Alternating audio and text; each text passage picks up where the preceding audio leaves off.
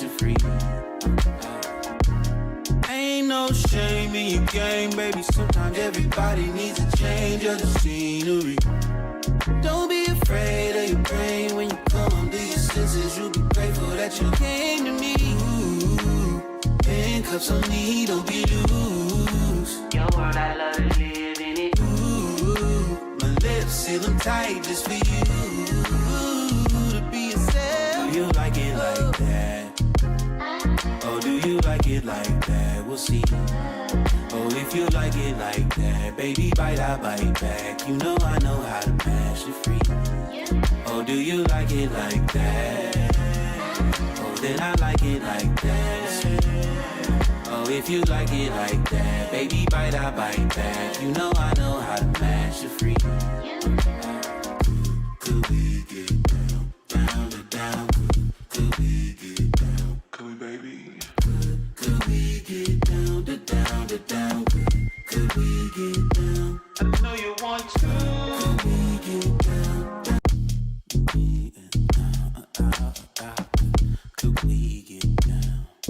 Baby, could we get down to down to down? Could we get walking around with all that? You're way too keen, this ain't a kid's show. So glad I got a call back. Since I'm your Nick at night, be my Laura Wings low. Ooh, happy to try what you need. Your world, I love to live in it. Ooh, I love the ride when you're free. Oh, do you like it like that? Oh, do you like it like that? We'll see. Oh, if you like it like that, baby, I bite back. You know I know how to mash it free. Oh, do you like it like that? Oh, then I like it like that. Oh, if you like it like that, baby, I bite back. You know I know how to mash it free. Ain't no shame in your game, baby. Sometimes everybody needs a change of the scenery. Don't be afraid of your brain when you come to your senses. You'll be grateful that you came to me. Ooh, handcuffs on me, don't be loose. Your world, I love to live in it. Ooh, my lips seal them tight just for you.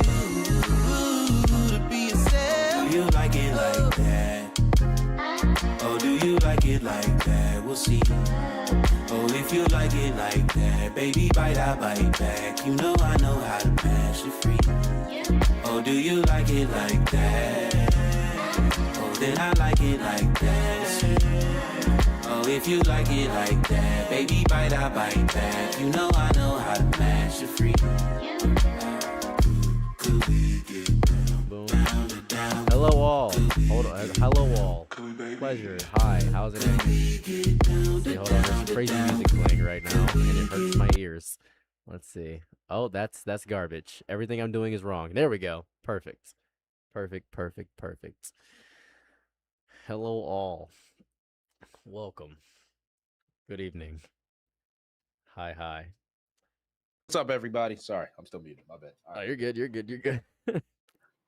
What's up? What's up? So we are doing a discussion today. Now, I know this is a very crazy juxtaposition considering I just made a video about EDP 445, but in order for a light-hearted thing, I decided to we came to hell. The background's crazy. Title is confusing. How's the title confusing? What is the title of my stream? Has Dragon Ball outgrown Akira Toriyama? Yes, that makes sense to me. Is what I feel as though I should explain what the stream's about, which I probably will do a multitude of times. So there is a possibility that Dragon Ball and One Piece are slowly becoming something anime and manga have almost never been. Characters that are bigger than the stories that created them. Genuinely bigger. Goku is approaching that, I feel, Superman, Batman, Spider-Man level, where you could erase half the continuity, change the artist, change the writer, change the decade, change the tone, and people would still want another story about Goku. And I found an example of this. There's a fan animation, Dragon Ball Legends, where we had an entirely alternate story. You said everybody seen that fan animation? I think It- I have. Is that the one where it's like Vegeta like yeah, fighting Or is in a Vegeta fighting tournament? Broly. Fighting Broly? Yeah, I've Mhm. seen Yeah, that. And yeah. people love that. And people love that deeply. I feel as though we're reaching that stage, and I just got done reading the trash garbage that is Dragon Ball Multiverse, because it is objective trash garbage, and I don't like it. The story's garbage. I don't know. I feel like when Dragon Ball fans get to a point, they don't know how to write the story. But and there's a Dragon Ball AF, even GT fans even love it. There are so many different continuities of Dragon Ball. I feel as though that's amazing. And the reason Jay's here this way is because Luffy might eventually reach that territory too. These characters have existed long enough that children who grew up watching them now have children watching them. At some point, this becomes mythology, right? Batman is no longer simply, oh my god, who made Batman? Bob Kane, Bill Finger. I think it's Bob Kane and Bill Finger. I believe that. I'm not quite sure. I think Siegel and Schuster made Superman. Hundreds of writers have touched these people. Crazy way to phrase that. Should have phrased that better. But hundreds of writers have touched all these characters, and thousands of artists have drawn them. Every generation essentially gets its own Batman. And are we approaching a world where every generation eventually gets its own Goku? So that's where I'm at. Mhm. You know, I was watching the Battle of Gods movie, and I think Dragon Ball Super does a good job of answering all the questions the Battle of Gods movie presents. Like it shows you these different universes. So you want to see how strong the other people in the other universes are. And the Tournament of Power like already does that, right? So I'm kind of in a point where like I don't really know if we need more Dragon Ball continuation. Um, I kind of think what we have right now is already really good, but I'm not sure what you guys think about that. Oh, Think because I think Dragon Ball, no matter what, it's gonna keep going, and it's gonna extend far past Toriyama. Mainly because as long as there's content to be made on it, and as long as people are still consuming it, someone's gonna find a way to make it. I think Dragon Ball Daima was the last thing that Toriyama really wanted to do in his heart. Like he just wanted to do it.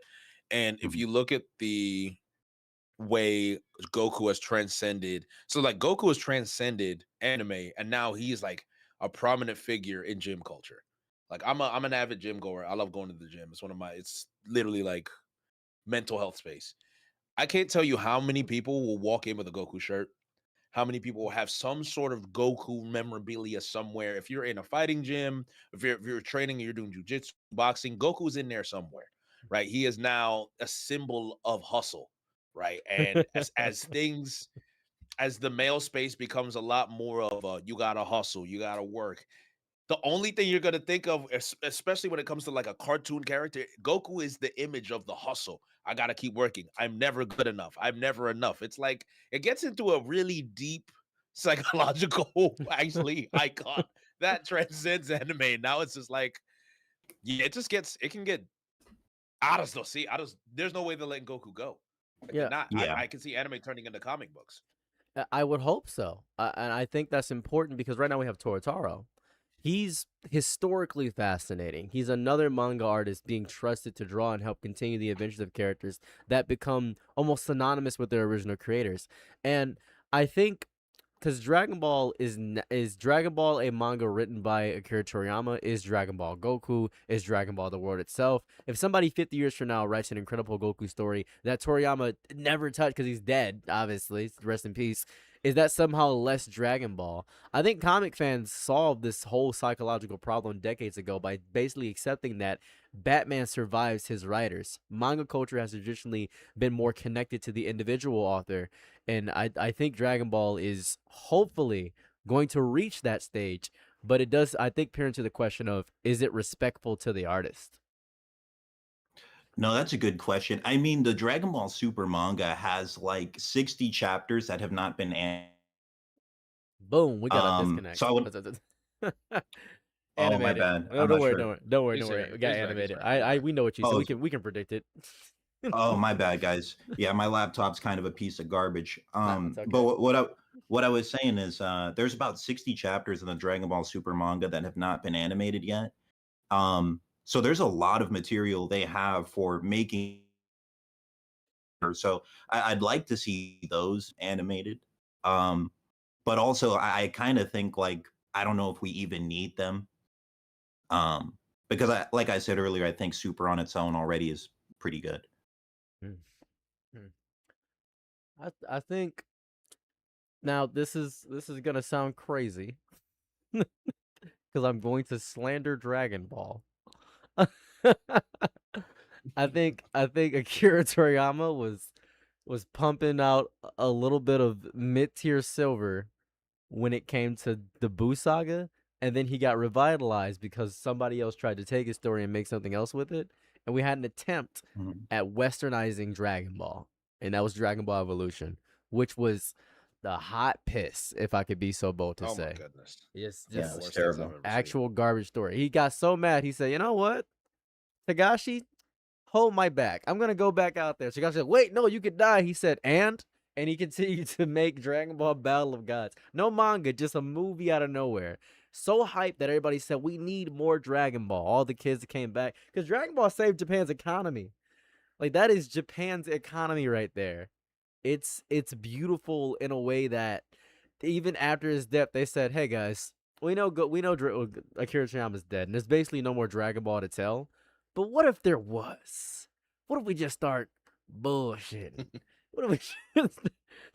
I feel like we've That's reached that point because what is the end point of a Batman story? Like, right? What's the end point of that? that's a good point. I mean, there's been so many ending. Has there? What is a definitive ending of a Batman story? Because I don't think I've ever like followed a Batman story to the end, except for like Batman Year One, maybe.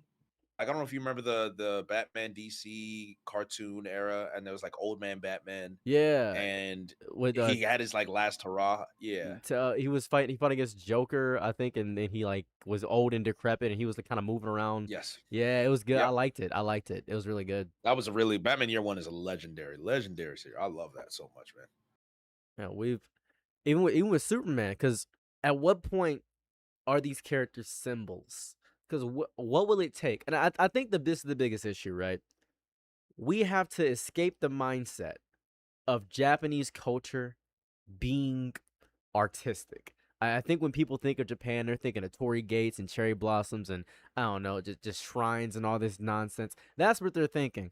I think people need to view it from the lens of Japan is no better than America when it comes to money. And American comics have reached the stage where they didn't even consider that. I don't think anybody was reading because you know, Toucan Sam, like cereal mascots, they're propaganda pieces. Right, Mr. Yeah. Clean, they're mascots.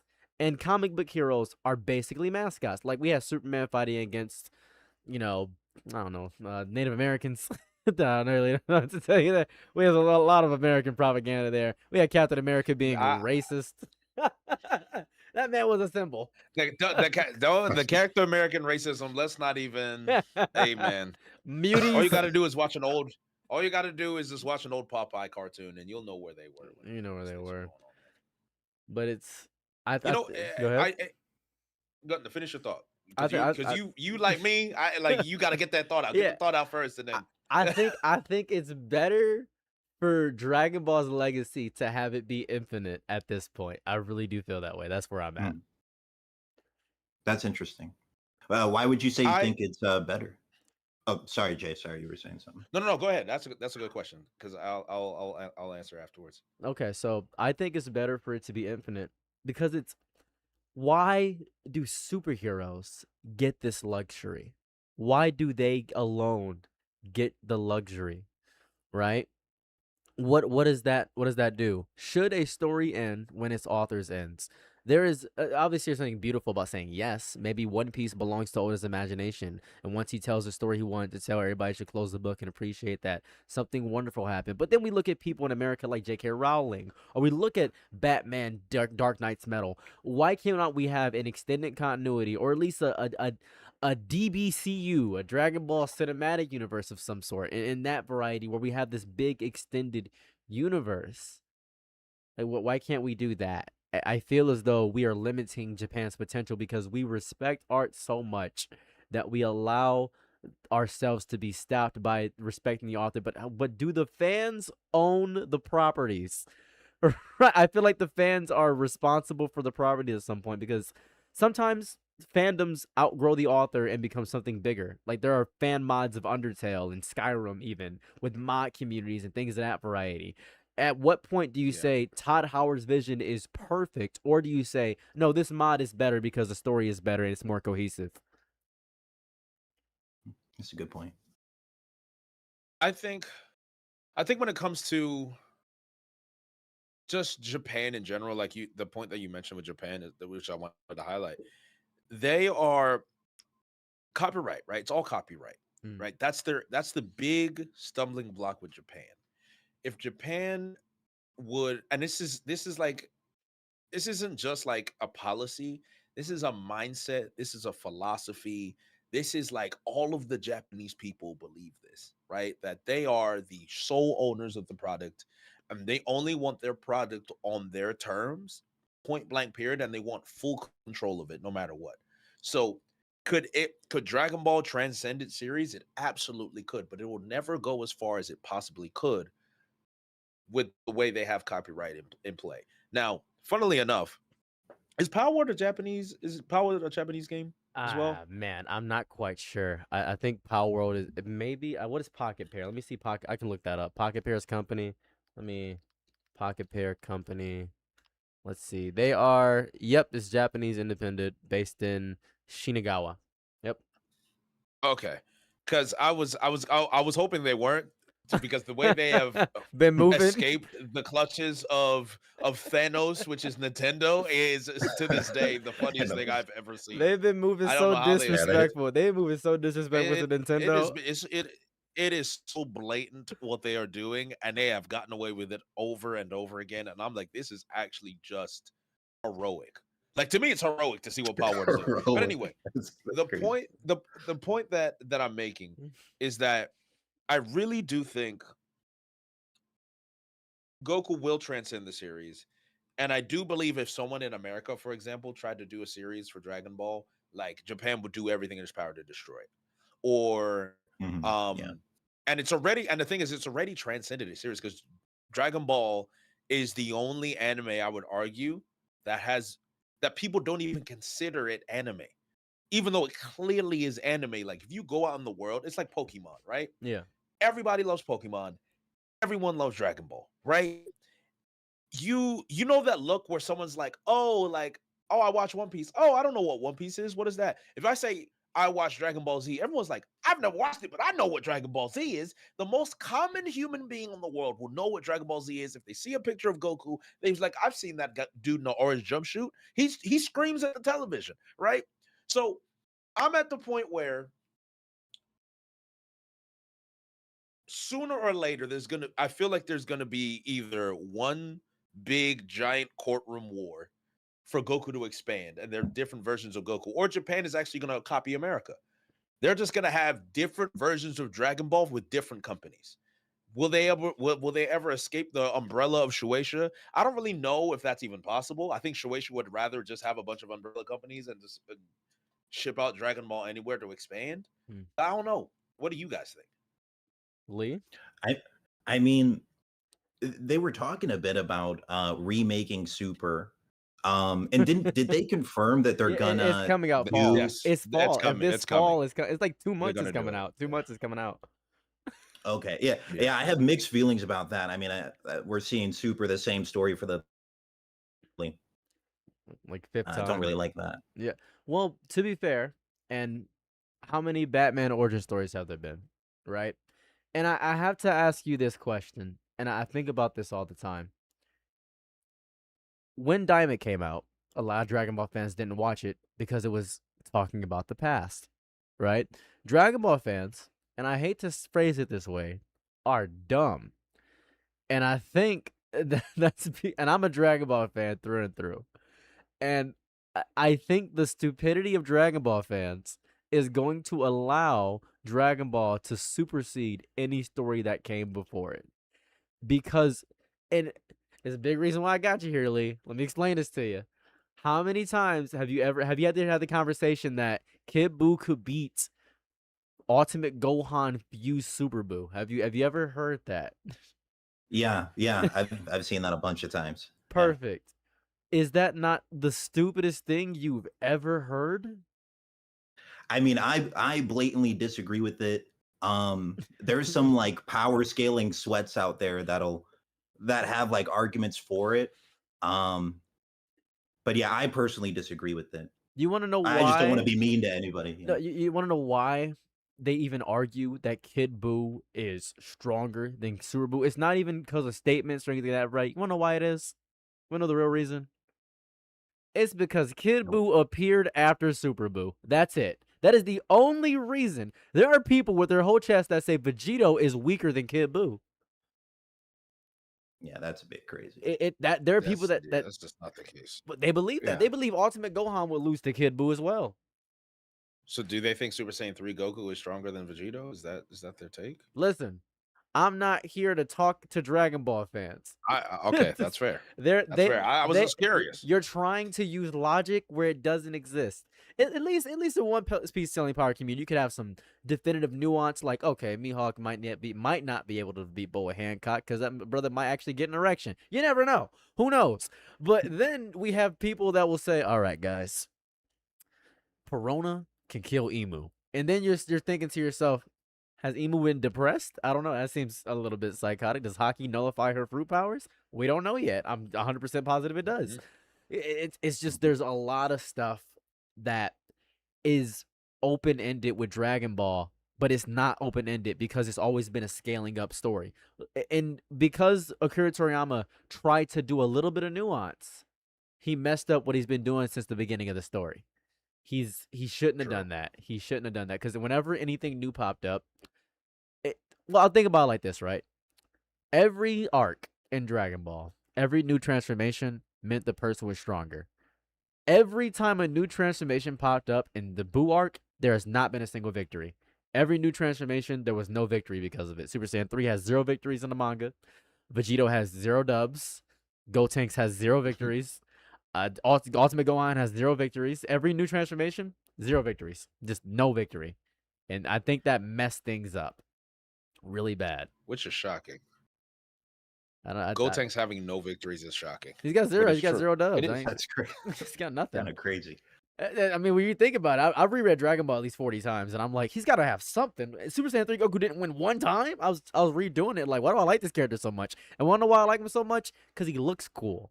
And I think we need to focus. He's a long hair. We got to focus on things looking cool. And I think we got to be stupid enough to let Dragon Ball continue forever. I think we have to be that dumb to do it. Yeah, I mean, Dragon Ball is one of those series where pretty much any new material they put out, as long as the characters are getting stronger, it'll be fun to watch. Like I was saying earlier, though, I do feel like Super's kind of done everything I wanted it to do. Is there things you guys would want to see animated or like added in the future of the story to Super? Jay? I mean, without spoiling, I mean, I don't read the manga, but I know things in the manga because I know like next word the moral thing is coming up, right? Yeah, there's moral. Yeah. But let me phrase it a different way, Jay. Would you want to see Goku fight against, I don't know, the Grand Priest, or like Wiz, or actually beat Beerus? Honestly, no, I don't. I would say. I think my love for Dragon Ball, my love for Dragon Ball Z, kind of stopped. Was it at Super? I'm with you. I think my hate for Dragon Ball was like, so Jiren is definitively stronger than Ultra Instinct. Yeah, because Jiren, because I've watched Super and Jiren just made my head hurt so much. Jiren had a very, and if I could be so bold to say, because it's kind of topical, Jiren had a very EDP 445 villain origin story.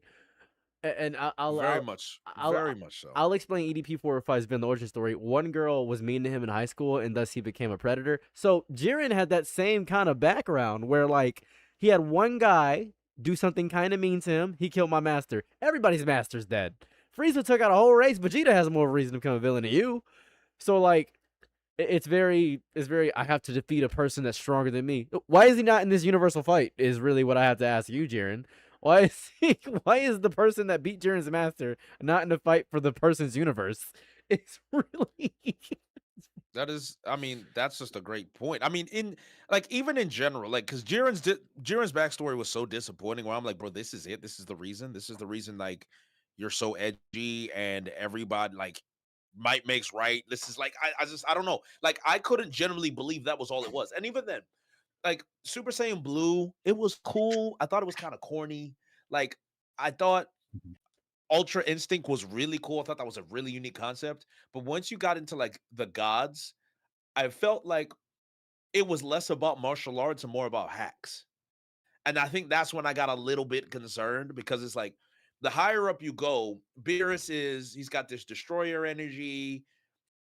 Whis is like, it's getting to the point where like the scaling is going so high where it just doesn't feel like the martial arts Dragon Ball Z that I grew up on.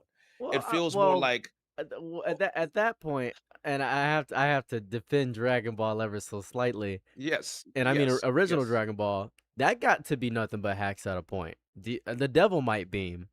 Brother said, "You got a little bit of evil in your heart. I'm killing you." Like that. That was like his whole gimmick That spike. so you talking about like because so there was also in Dragon Ball, right? They had the Mafuba, right? Yeah, put They've a always brother in had a magic jar. in there, Mr. Popo, all of that stuff, I guess. Even with the Bobity's another one, right? And I think I'll be frank, I love Dragon Ball Z and I grew up on Dragon Ball Z. It's my favorite anime.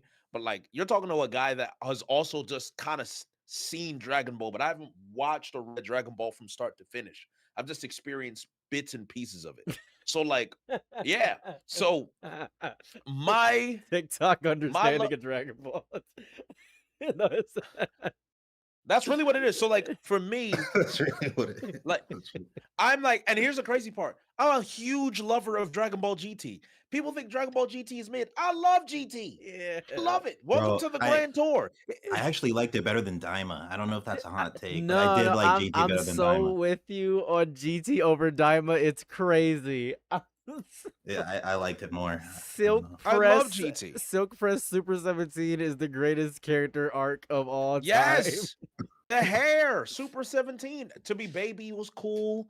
And then Super Saiyan, like Goku going Super Saiyan 4, hyper memorable. Vegeta Super Mhm. Saiyan 4, oh my god, amazing. Gochita with the red hair, amazing. Have you Right? have Super Saiyan 4 you Gochita. have you rewatched GT recently at all? Like, have you recently? Because I'll say this as somebody that has rewatched it the last year. The beginning is insufferable. Oh, Oh so my. I remember because I remember the travels. I remember the Bopara brothers, Pan, Trunks, just genuinely awful television. General But Raldo. after the awful television, that's when things start to really pick up. Like there is a section of GT that is actual dog water. I agree. Lee, I have a question for you. You've What's up? power scaled Dragon Ball before, yes? Yeah, yeah, a bit, a Where do bit. you place General Raldo above Cell? Is that where you're at? Um, he, I think he fights against the Kid Goku, right? He fights against GT Goku, right? Yeah, yeah. And I think GT Goku has this line of dialogue where he says he's like stronger than Boo, doesn't he? If I'm remembering the right guy, Geraldo. I mean, you would know more than me. Brother. So let me go through my scans folder. I don't know. I have no idea. I don't know. Oh yeah, okay. I think he does have some dialogue where he says he's stronger than Boo. And then there's also like this discussion that like GT Goku, even in his kid form, might be way stronger than he was in the original Z series. So like I haven't scaled GT too much, but I've seen arguments that like everyone that That's right. Everyone just cut out. You just cut out for a second. You oh said that my everyone bad. in what? Oh, I'm sorry about the It's cutouts, okay. guys. It's okay. Don't worry about it. Yeah, so I've It seen happens. arguments that like pretty much every villain in GT is like beyond the original Z cast. Yeah. Because yeah, I think Raldo was like one of the first people they fought. and like Goku has this line where he says he was stronger than Boo, and Goku can still like hold his own with him, so it like upscales everybody. Like That's really I, funny. That means like Oceanus Shinron is ridiculous. Oceanus' upscale is insane. I'll never forget that Oceanus when he popped up. I Is was like, that it's the dragon. It's the blue dragon and in the water? yeah, that one sucks. Hate that, brother. Yeah, some of them Shenrons are mid too. I ain't gonna lie. A lot of them are not memorable at all. Actually, Only now that I think about it. Nuova, Ice, and just Shin. I think those are the only three that people care about. Like that's it. Yeah, Omega Shenron. Omega Shenron is the one I remember the most. Yeah, he's the goat. This is the goat. I think that's really where it's at. But on that point, let's say for example, right? I think Superman's been around for what 90 years, right? And I think it's because Superman became an idea for different generations to reinterpret. There's Batman there's Batman Beyond, and Batman, at least in my lifetime, has been through camp, gothic horror, detective stories, science fiction. There's been psychological thrillers. I've seen children's cartoons of Batman Beyond. I've seen prestige films, absolute nonsense with the shark repellent spray. Some interpretations are Shark just repellent spray. shark. That's the best thing I've ever seen, man. It's just complete garbage. But they're terrible, and even now. Even some are masterpieces too. But even now, right? I think Goku deserves that freedom to suck ass. I think it really deserves the freedom. I really do want that for Goku. Because when you think about it, right? Goku now is trash as a character to me. He is dumb as hell. Yeah, bro. He's stupid. He's dumb. But that's good Yeah. to me. Because now Goku has to relearn what he learned from Master Roshi. And it's beautiful. I think it's so dumb. It's amazing. It's almost like I'm reading a different story. And that's what I like to see, because it's dumb. It's almost idiotic. We could avoid this entire thing if we didn't have one continuous story, but different stories going on at the same time. That would be way better to me. Did you guys So see you one of wanna- the newest chapters where Goku didn't remember Pan? Like, Yeah. Well, it's a pun. It's a Japanese pun because pan means bread. It's like a whole thing. He's like, oh, maybe that's what it was. yeah. It's as an avid previous translator of Toriko manga, I read raw scans a lot because sometimes the translations are like, would you just do Kaizen? I was reading the raw scans just to translate it better because it was garbage. The translations were garbage. So seeing Yeah. that pan line, I was like, this is a pun. This is a pun. This is supposed to be a pun. This is Toritaro making a stupid pun. This is just a pun. I don't know what to tell people. Okay. No, I'm happy to hear that. Actually, like makes me like Goku a little bit more because I agree with you. He's kind of like a shell of his original self, and I haven't really liked that too much. Now, are you talking about in the current manga this is happening? Yeah, Yeah. he's garbage. Let me phrase it better, right? Imagine you grew up with the Hammers of Justice or Unisex Batman, and then you read the Batman Who Laughs. You know the Batman Who Laughs? Like he's the Batman who got hit with the Joker serum, and yeah. I think I remember it, but very, very vaguely. So So let's just say no. I'll do a better interpretation. You see a new Superman movie? Yes. You grew up with Superman and how strong he was and ridiculous he was and how like genuinely insane he was. Yeah. So it's like watching those two Supermans and comparing them back to back. Like Superman was educated, he was smart, he could read a book in 2 seconds, and then this new Superman's like, "Is this brother Spanish?" And you're like racist. And I was like, could you imagine? No, but on a realistic note, it's like this Superman is like less Superman. He's struggling picking up like 1 billion pounds, and you're like, my Superman can pick up Jupiter. Like that's really where I'm at. My Superman can pick up Jupiter. I'm just saying. That's my I mean, Superman. canonically, but yes. Okay, I get what you're saying. Yeah. Yeah, I haven't really been too happy with how Goku's been portrayed recently. But what I would like to see is actually more of Goten.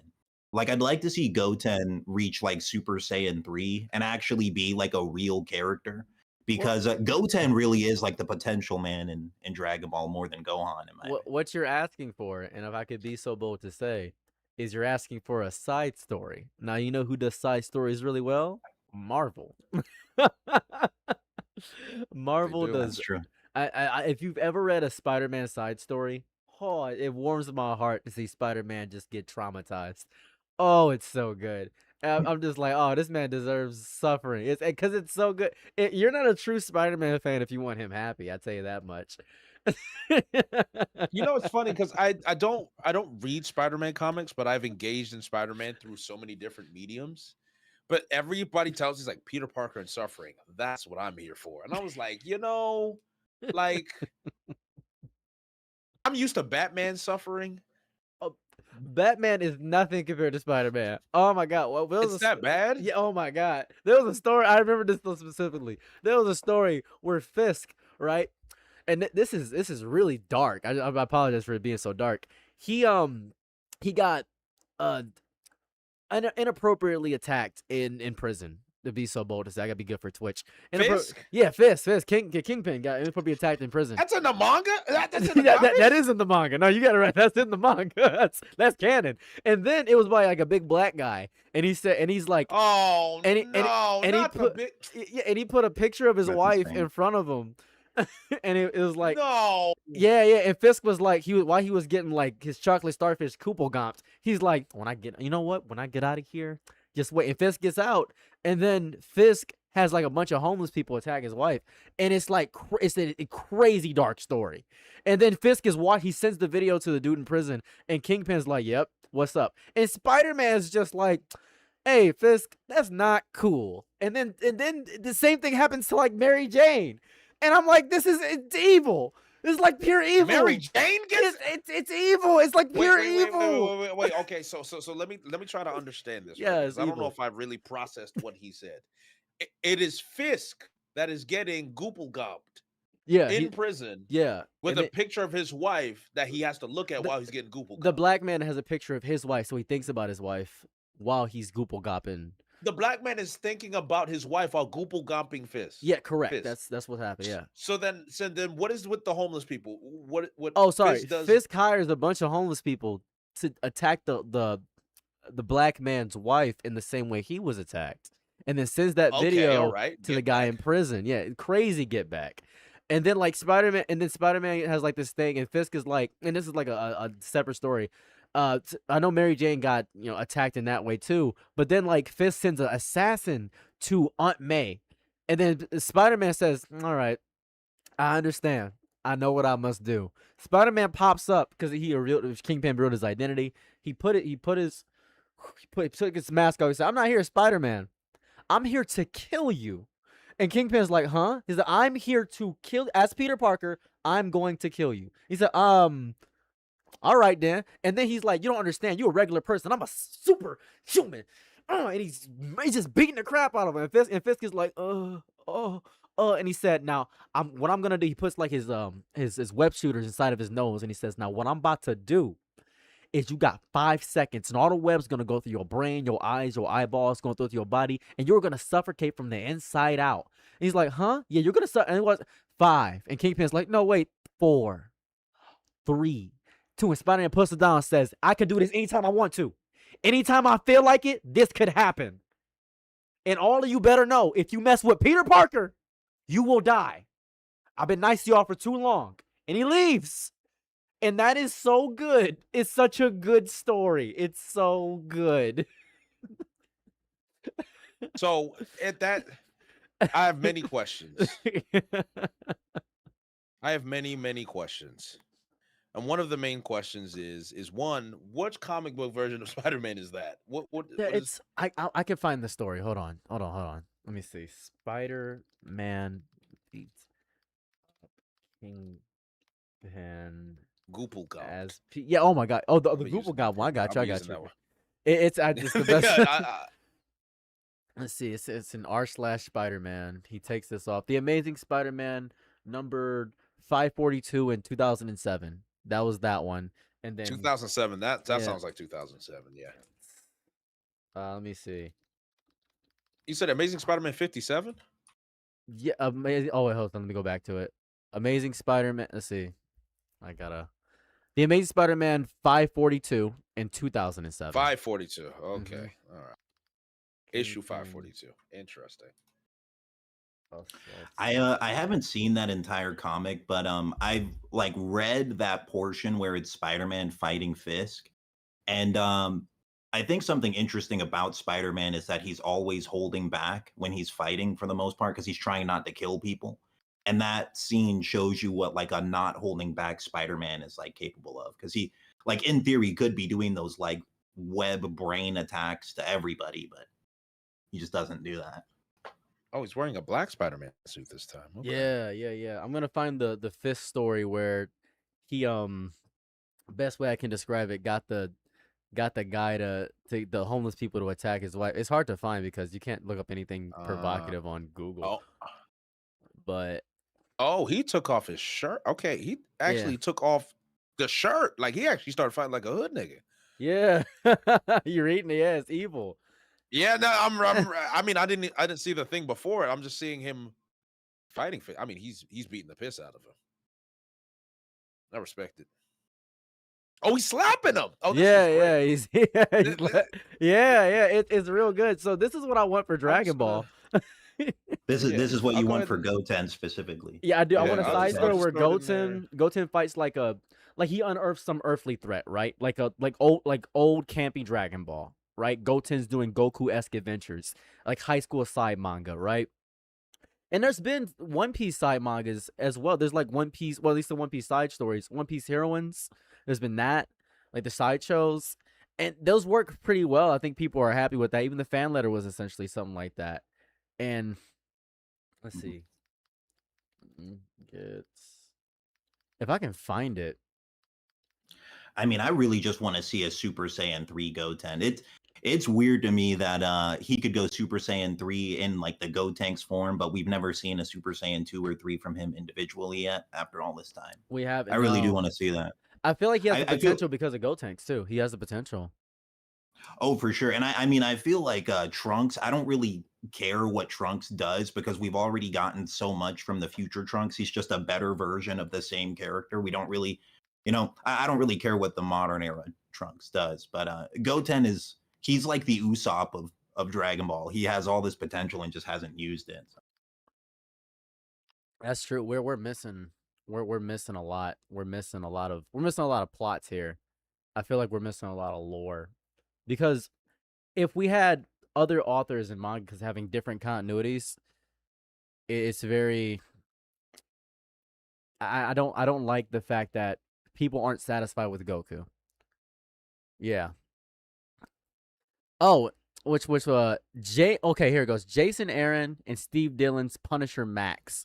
In Punisher Max #2, Fisk's backstory is revealed that he was incarcerated. An inmate named Big Lucky, along with several other prisoners, S8 Fisk in the prison showers. It's his Punisher Max. Big Lucky. Yeah, Big Lucky. And in the aftermath, this- yeah. It's Punisher Max 1 through 5 is written by Jason Aaron and by Steve Dillon. And that's the one I was referencing. Got those mixed up for some reason, but that's what I need from the Dragon Ball continuity. I need something like that. I need like Vegeta getting like his arms broken and like he usually gets his arm broken, like annihilated. Or like Videl going through like mental trauma after she fought Spopovich, and we get a side story with Videl learning about her mental state, about why she gave up fighting in totality. Because she got real docile after Spopovich. She got real docile. And Goku was like, I went through this when I was a kid.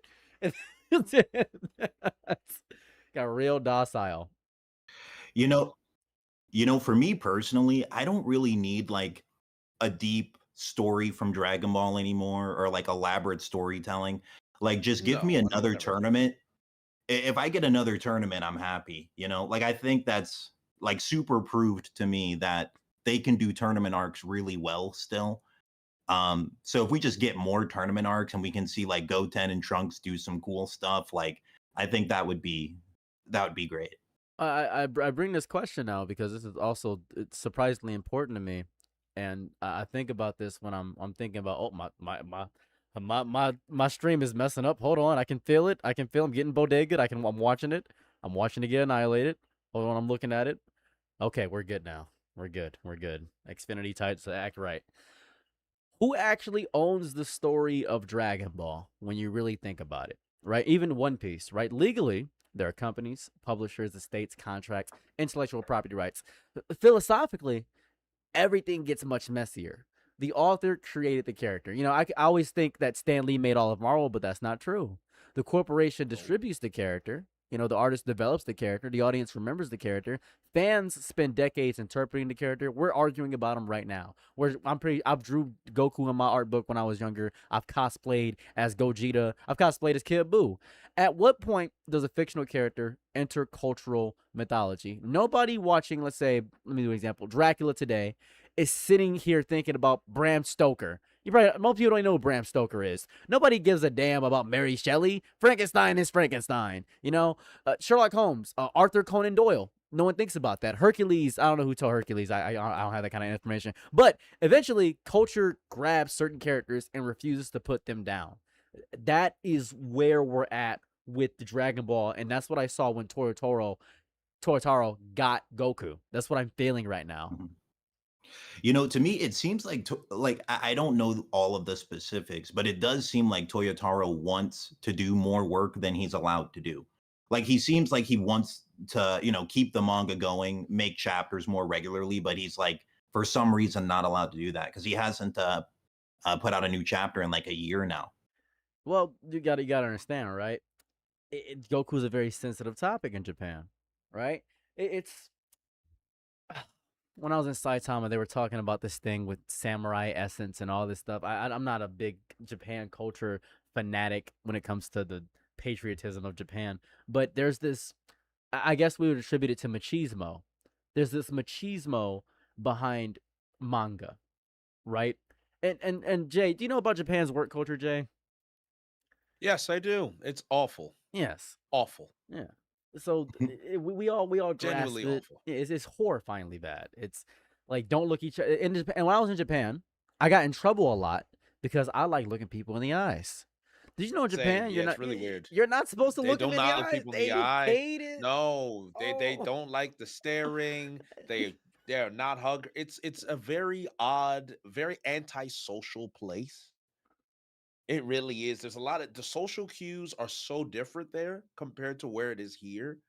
Like, it's shocking. And I mean, you're black already, so it's just like, oh my god, like, I'm already uncomfortable. But It now is. I have no form of connection. I'm just black and I'm Yeah. lonely. Yeah, get this. This man's darker than under the bed. Why is he trying to say hello? It is. Yeah, no, I mean, I look like a starless night in Japan. That's what I look like. That's what I look like. I'm just dark. That's really all I am. It's sad. It's saddening to be fair with you. And when you have that kind of culture, and you have people that respect, it's a respect thing, right? it is very much respect culture. Yeah. So when you have this respect culture in Japan, and Toyotaro wants to do all these amazing near Americanized things where there's many interpretations, maybe he even loves things of that variety, but then there's the hierarchy. Hold on, young buck, you ain't got the tenure. Take for example Oda, right? Oda can take a break. Do you know how insane and how psychotic it is that Oda's reached that tenure? Now Togashi can take breaks and stuff like that. He's got that there. But Oda is the reason Japan is alive right now. Oda pops into, he'll pop up with he'll put a Denden Mushi of his balls on the table and say, boom. And they're like, what's this? This is my 2 weeks notice. Oh, you're giving up? No, I'm not giving up. I'm just going a monthly now. And they beg this man every week not to go monthly. And he's just like, you sure, guys? It would be a much better story. He's like, no. We need to live. We got families to feed, Oda. You're our family. And he says, I'm not y'all family. I'm married to Nami. I care about y'all. And he goes home to his Nami cosplayer wife and cracks her to their son named Sasuke, I think. There's no way they have a son named Sasuke. I'm like 80% sure that Oda's son's named Sasuke. Hold on. Oda's son's name. Let's see. Should Oda does not have a son? Who has a son named Sasuke? I knew. I was like, there's something false about this. Which mangaka has a son named Sasuke? He has 2 daughters. Has a son named Sasuke or Naruto. Is he a Sasuke or Naruto? I forget what his one. Oh, Toriyama's son was named Sasuke. I'm getting it all mixed up. Toriyama's son is named Sasuke. Toriyama cannot crack his wife canonically. He is beyond the years of that. He's gone. So I got that mixed up. I got mixed up. You know, if One Piece went monthly, I would be sad by that, but I would also be okay with it because in my opinion, like me personally, I think I respect Oda the most out of any mangaka. Um like to keep this many people hooked in a story this long and it's still very So the funny thing about that cutout specifically is that I muted to ruffle in these bags of tortilla chips, and I thought I actually interrupted him because I thought I did not mute. And I said, "Yo, I am so ignorant.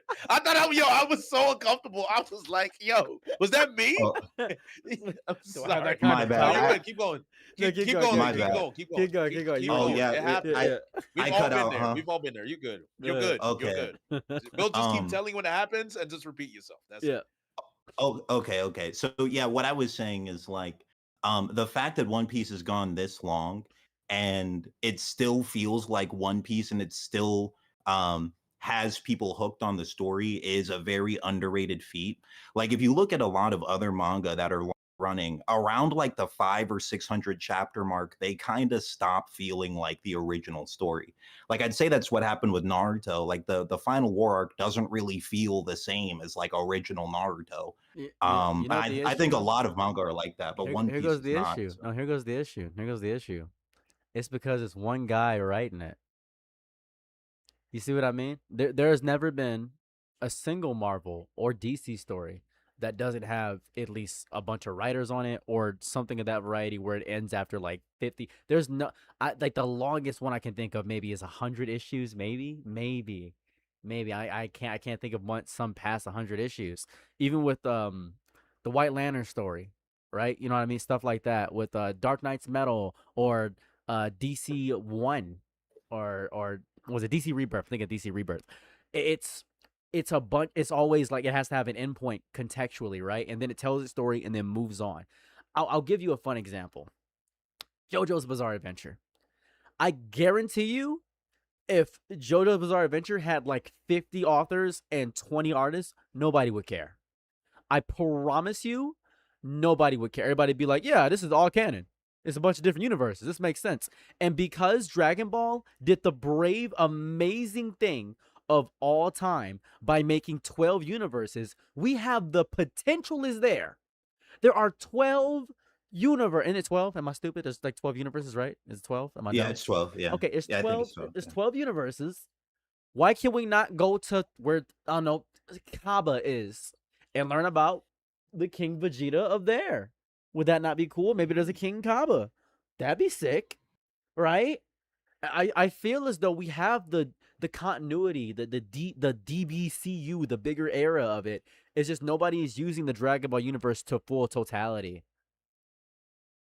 No, that's actually a really interesting point because, like, if you look at Kaba's universe, I think they had like alternate universe versions of like every main Dragon Ball character, like Kaba's Vegeta, Khalifa. I'm not sure, is Khalifa Goku? Khalifa will be Goku. She's dirty. Yeah, that's Goku. She's a Oh, you know what? That's- dirty tramp. That is what she is. 100%. That is what she is. I despise her. I despise that character. I apologize. I gotta get my hate out there. Why do I despise Okay, yeah, Khalifa? well, let's unpack the Caliphate hate. I'm not saying I like her. I just wanted it unpacked. That's it. Maybe I'm a monster, but Khalifa is he's hyperventilating. You see this? It's like he's right. I Oh, no. hate her because she is the sole reason we got. I'll give you an example. I talked about this with you and Murphy. I love when shows refuse to explain the magic. I think what makes Studio Ghibli films so amazing is that they actively refuse to explain the magic. I think when a show True. explains the magic, it ruins the allure of it. It ruins the beauty of it. For instance, when Attack on Titan Yes. explained Ymir, I was like, this is kind of ass. It sucks. When it's just kind of stupid. It's really dumb. When Naruto explained Kaguya, I was like, this is a bunch of garbage. It's actually stupid. I didn't need that. Just beat Madara and let's move on. Yeah, I would have been it's great. With just garbage. I really didn't grasp it. I don't care Naruto is Ninja Jesus. Just keep pushing. It's explain the Studio Ghibli actively refuses to explain the magic. Like, how's magic work? I don't know, nigga. He's handsome. Like, it's just really it's just nonsense. It's just garbage. Spit it away. How does this work, pigs? Good luck. Like, that's really where we're at. Dragon Ball was like, okay, so this tingly feeling in your back, right? And the first time I heard tingly feeling was when I looked at Caulifla. So I'm associating trauma to Caulifla right now, and she popped up and she was going bar for bar, toe to toe with Goku, and Goku was teaching her. It was I like that part. That was really cool. I thought it was awesome because Caulifla is Goku, and that's why they had that back and forth because they were teaching each other. It was beautiful. Goku was teaching Caulifla because Goku saw himself in Caulifla because she was battle crazy and really excited like most Saiyans, but it was more so a learning experience, and that's amazing. And Caulifla had that caring nature despite the barbaric nature of being a Saiyan. That's why she looked after Kale, and that's the beauty of it to me. Same way Goku looks after Broly right now, despite the fact that Broly is kind of apprehensive towards Goku. It's beautiful, right? But Caulifla ruined everything. I don't like Caulifla for like the sole reason that she is what I associate S cells with. She's disgusting to me. She's the reason we have an explanation of the magic of Super Saiyan, and it pisses me off. That is fair, honestly. Interesting. That's where I'm at. This is how I feel. That's okay. So I mean, I get it. I get it to a degree. I think the tingly feeling because the allure of Super Saiyan is rage, and it turns Super Saiyan. Because even with Vegeta, he didn't really explain it that well. He was just like, I just trained and I crashed out and I became a Super Saiyan. Gohan, I crashed out, I became a Super Saiyan. What? So we kind of always. Would you not argue we kind of always knew how they became Super Saiyans? Yeah, it's emotional same way the Sharingan worked. It's just emotional stimuli. Like it's basically the Sharingan. Like the Sharingan is basically Super Saiyan. Like, oh, I went through trauma. You got PTSD, brother. You got a power up. That's what you got an SSRI. You getting a debuff. That's really what it is. Like it's just you take a Abilify. You ain't getting a Sharingan. I ain't gonna lie to you. That's really what's about to happen. I don't know what to tell you, but it's just, and I get so heated about this because, okay, so let's talk about fans for a moment, right? We're all fans, I imagine. Yes. I think fans allow the time frequently demand the safest possible version of whatever made them happy when they were like 12. Give Goku another transformation. Make Vegeta win. Bring this dead character back. Give Luffy this fight. Make Zoro stronger. Explain this mystery already. I don't even know how Devil Fruits really work. Fan service is like a creative prison for a lot of people. If a franchise becomes completely audience driven, eventually storytelling, it's like a restaurant where everybody keeps ordering chicken tenders. That's what I keep getting with Dragon Ball. That's what I keep seeing over and over again. I think the future needs some middle ground between worshiping the original author and completely ignoring them, because I think the creator's original vision should matter enormously, but you know, somebody like that's matters, but I think they should understand what adventure means to One Piece, right? Because we have so many off-screen fights because Oda can't draw them. Imagine there's another mangaka like Boichi or something, right? Or Itagaki, or just some upstart that wants to get into Shueisha or wants to get into publication, and they say, okay, you don't have an original manga, but your art is amazing. Could you make a story for Vegeta fighting Yamcha? Or just crazy like that. Like Vegeta training Yamcha is like, I'm about to beat up my wife's ex, which would be awesome. That'd be fun.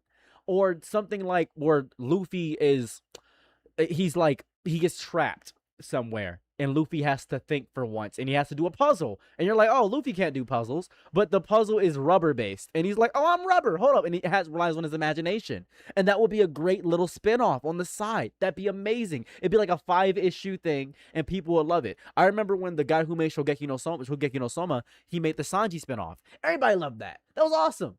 The Sanji spinoff was great. We need more like that. There's teases of it, little teases of it with different authors and stuff like that. But we can do that. We're allowed. I think that's fair. I think One Piece and Dragon Ball both have like infinite side story potential. This might be a hot take. I don't know how you guys feel about this, but I think Boruto is trash. I think it really shouldn't exist. But I think that I agree. But I think Dragon Ball could do the Boruto thing without being trash. It's like one of the only series that can do that. Like if you just made a whole story about Goten, I'll probably read it. I see you're a big Goten stan, but you know what's You know, crazy? yeah, kind of. What's insane is that you know what did really successful and it really confused me? What's that? Goku Jr. versus Vegeta Jr. Have you seen that? That was yeah. I was Wasn't that in confused. GT? Wasn't Yeah, that in GT? I think it was or- GT, but people love that. People Yeah. love that. I was like, you love this? They're like, yeah, this is cool as hell. It's Goku and Vegeta, and we never seen Kid Vegeta. You know what I'm saying? I'm like, yeah, I guess, I suppose so. They love that. And then old Pan, people were like, this is amazing. This is the best thing I've ever seen in my life. It was crazy. It's nuts. I actually remember that too, and it's very vivid in my memory of like Goku Jr. versus Vegeta Jr. World I tournament. thought that was really cool. It's cool. I really thought we were gonna do that. I wouldn't mind a side story of that. That would be cool too, honestly. It's like Yeah. 100 years in the future or something, right? Yeah, it's 100 Yeah, years in the it's- future, and I Like think is an old Pan is Pan's an old. old lady. I'm pretty sure. She's really old. Yeah, I think right because at this point, right, what was I watching? I was watching the Avatar: Last Airbender season 2, right? And by the way, I think the live action is worthless. I just want to get my opinion out there if anybody's curious. I've been trying to tell people that. I have a I friend can't like, watch it's it. so good. I'm like, yeah, no, it's not. Stop it. I can't watch it personally. Yeah. Can't. So Can't do here goes the fun thing, right? I hate it, but I respect it. Same way I respect the Cowboy Bebop live action. I think, and this is gonna sound insane to say, I think the Cowboy Bebop live action is goddamn phenomenal.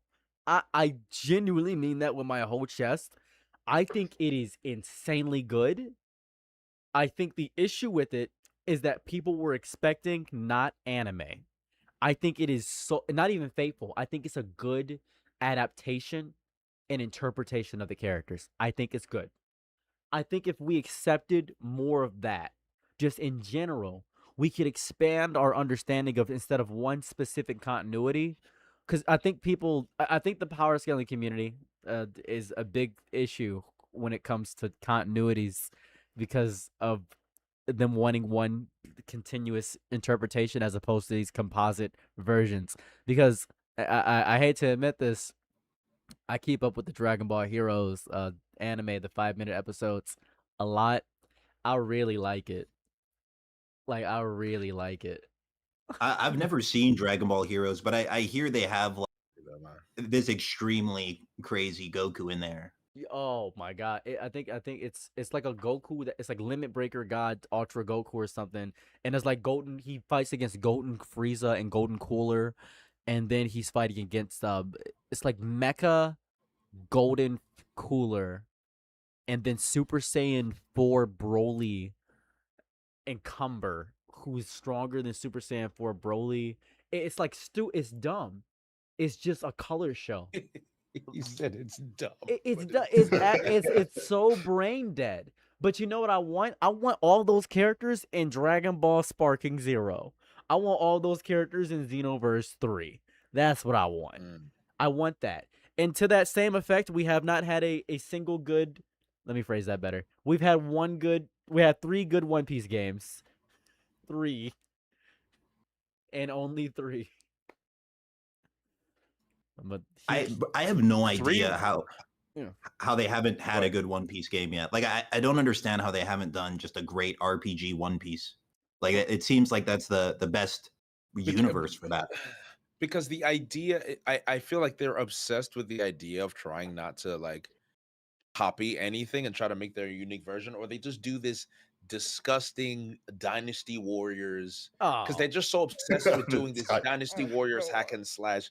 I'm sorry, this is my hot take.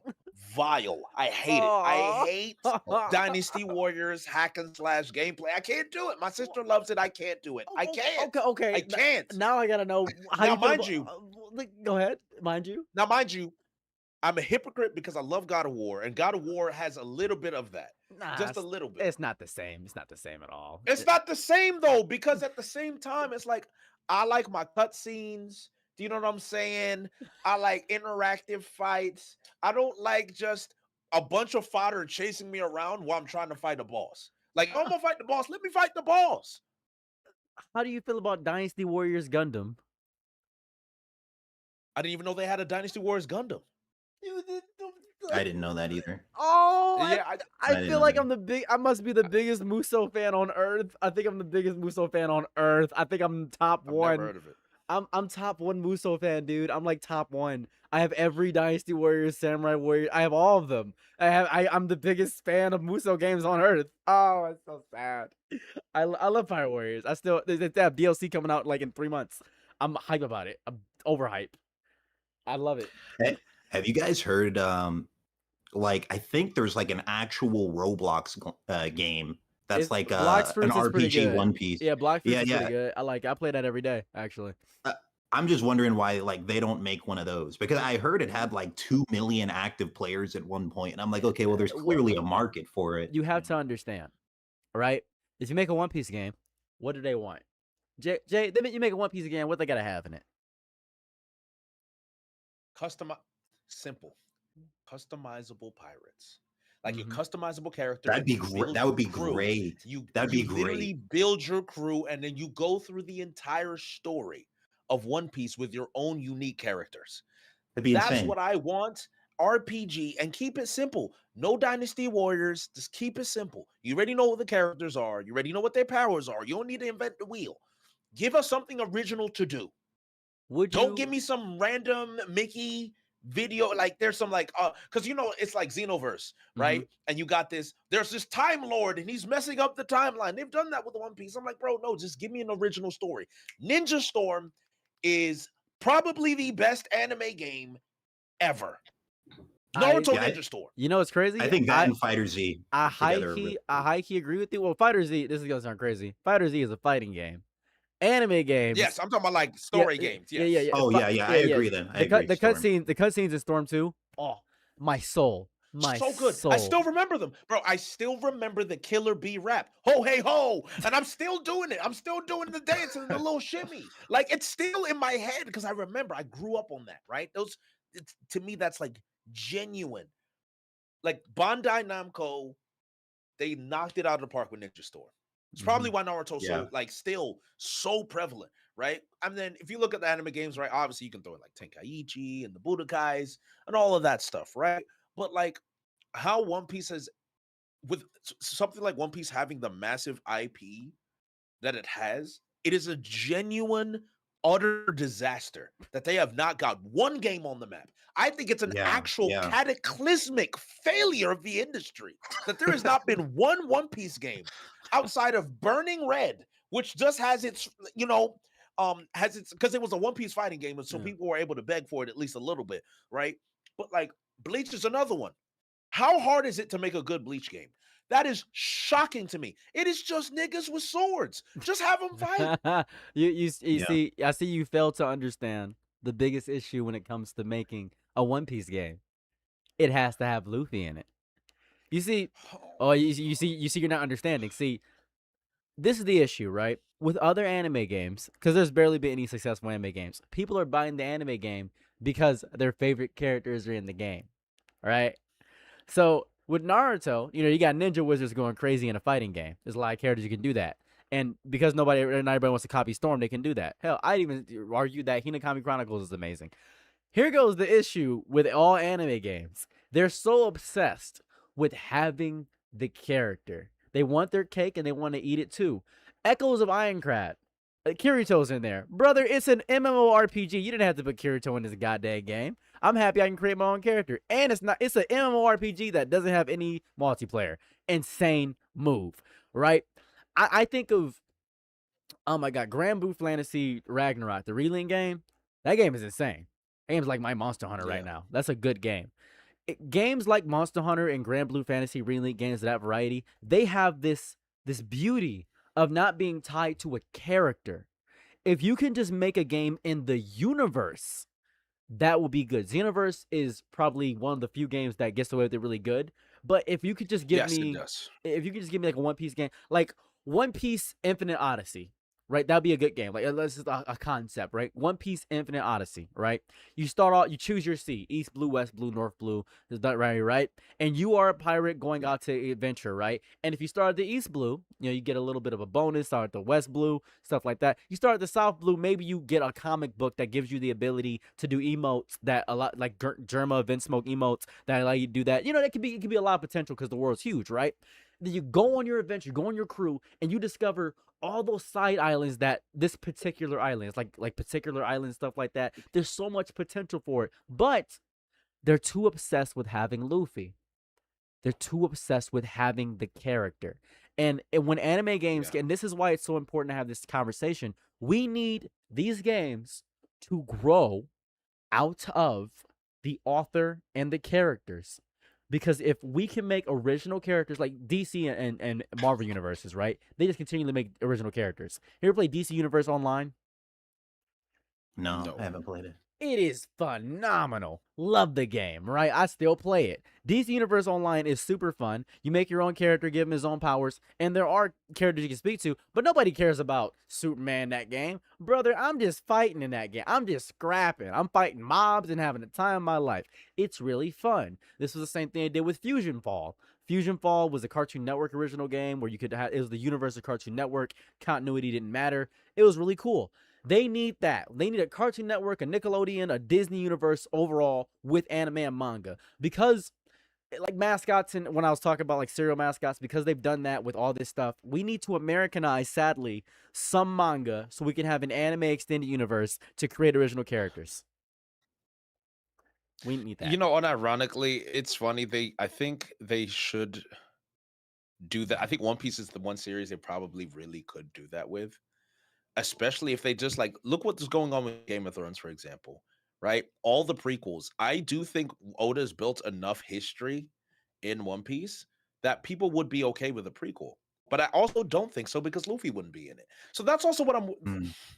Good point. Well, have you noticed most of the time, and it's not even a hot take. Most of the time when the Straw Hats are not in the story, Oda ends up just writing his writing style improves drastically when the Straw Hats are not in the story for whatever reason outside of the Wano flashback, but that's a whole nother story. But like, look at what we had in Elbaf so far, right? Yeah. Loki, Rox, Roger, Rayleigh. I am not gonna lie to you. If you wanted to do a spinoff just of that time period, I think a lot of people would read it and watch it. Oh, for sure. I think so. For sure. I mean, a young Garp would just take the place of Luffy. Well, I could very easily read that. Yeah. Even then, right? Even then, and I will say this. Picture this, right? I have 4 YouTube channels, right? I want to point this out, 4. Now, the reason I have 4 is because right now I'm obsessed with Dragon Ball Sparking Zero and playing video games. A new update for a game called Lort came out, and I'm making a video about that immediately after this live stream. I love video games a lot. Now, am I good at them? Hell no. I'm actually trash at like 90% of the games that I play. But I was top 10 in Sparking Zero for a matter of 3 days. That's all I care about. So I'm holding on to that title forever. I also ruined the entire online community by making that Giants video, and I hold that title to the day I die. Love that for me. But this is important. I love making videos on my side channels more than my main. Because my main is a little bit formulaic right now. I have to do these edits, and I've improved my video quality drastically. On my Just Seros channel, brother, I'm sitting down and no script, nothing. I never do a script, but it's like really no script over there. I'm saying garbage. I'm stuttering, just nothing. Just no music, nothing. And people love it. It's so heart to heart. It's heartfelt. And it feels better because I don't have to do anything. Like picture this, Jay. Imagine a video, like a live stream, where you don't have to chop up the live stream and you get 20,000 views. And that's basically. Repeat that again. You said, imagine I'm making a video. Yeah, imagine making a video. I'm making a live stream and I don't have to chop it up and I get 20K. 20K views. 20K views. And then after that, you make another video and get 500K. And it's just you talking about nothing. Wouldn't that feel good? Yeah, it'd feel great. And that's what Oda's going through. Oda's like, man, I really want to, you know what's crazy? Let me draw fucking Hero look. let's draw a young hero. Like when I saw Young Clover, I knew Oda was in his bag. He drew Young Clover. You're like, look at them muscles. Like, goddamn, hold on, this Clover. It was great to see Young Clover. It was really good. Seeing Nolan with them scar. Every time Oda does a flashback, he's like, "Let me tell you what I really want to talk about." One thing I will, Oda has done a lot of great writing, even with the Straw Hats themselves. Like, for example, I think like Impel Down, Marineford, and Amazon Lily, that was all just Luffy. Like none of the other Straw Hats were there. It was just Luffy, and I like those the most out of pre-time skip. I thought that was all really good. Nice. And I also think the dynamic story and like him as a character, all his trauma is also pretty well written. And then the stuff with Brooke is actually really good too. So I do think the Straw Hats get like some good writing, honestly. But I do understand what you're saying, Jay. Like when the Straw Hats aren't there, Oda like does crazy stuff.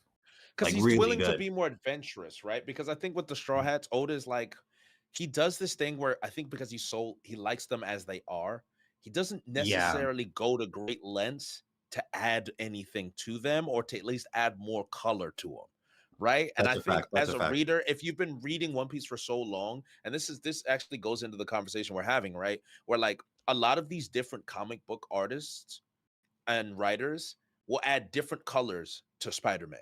Where there is a dark Spider-Man, like if you look at like Absolute Batman, right? You're looking at all the Absolute series right now. Great, Peak. great stuff going out, coming Peak. in DC. It is great. That is And great. I've Yeah. even read it, and I only hear good things about what I'm hearing. Like the new take on Joker, Absolute Batman's really good. Apparently, Absolute Green Arrow's really good, right? Wonder Woman. So like, I'm imagining the problem with One Piece and the problem with the Straughts a lot of the time is because they're getting newer people reading the series, obviously with Wano and the anime catching up and the live action. There's a lot of new people coming. So the people that catch up to One Piece in like 3-4 years, right? They're happy with how they are. For the people that have been reading One Piece for 20 years, they're like, I've seen this before. And it's like, Mhm. it's the same thing.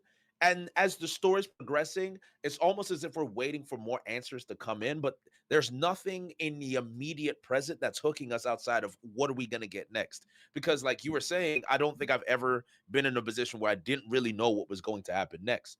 That's mainly just because most of the time we've seen Luffy get out of every tight situation he's been in so often that we as a reader were already expecting it to happen somehow, some way.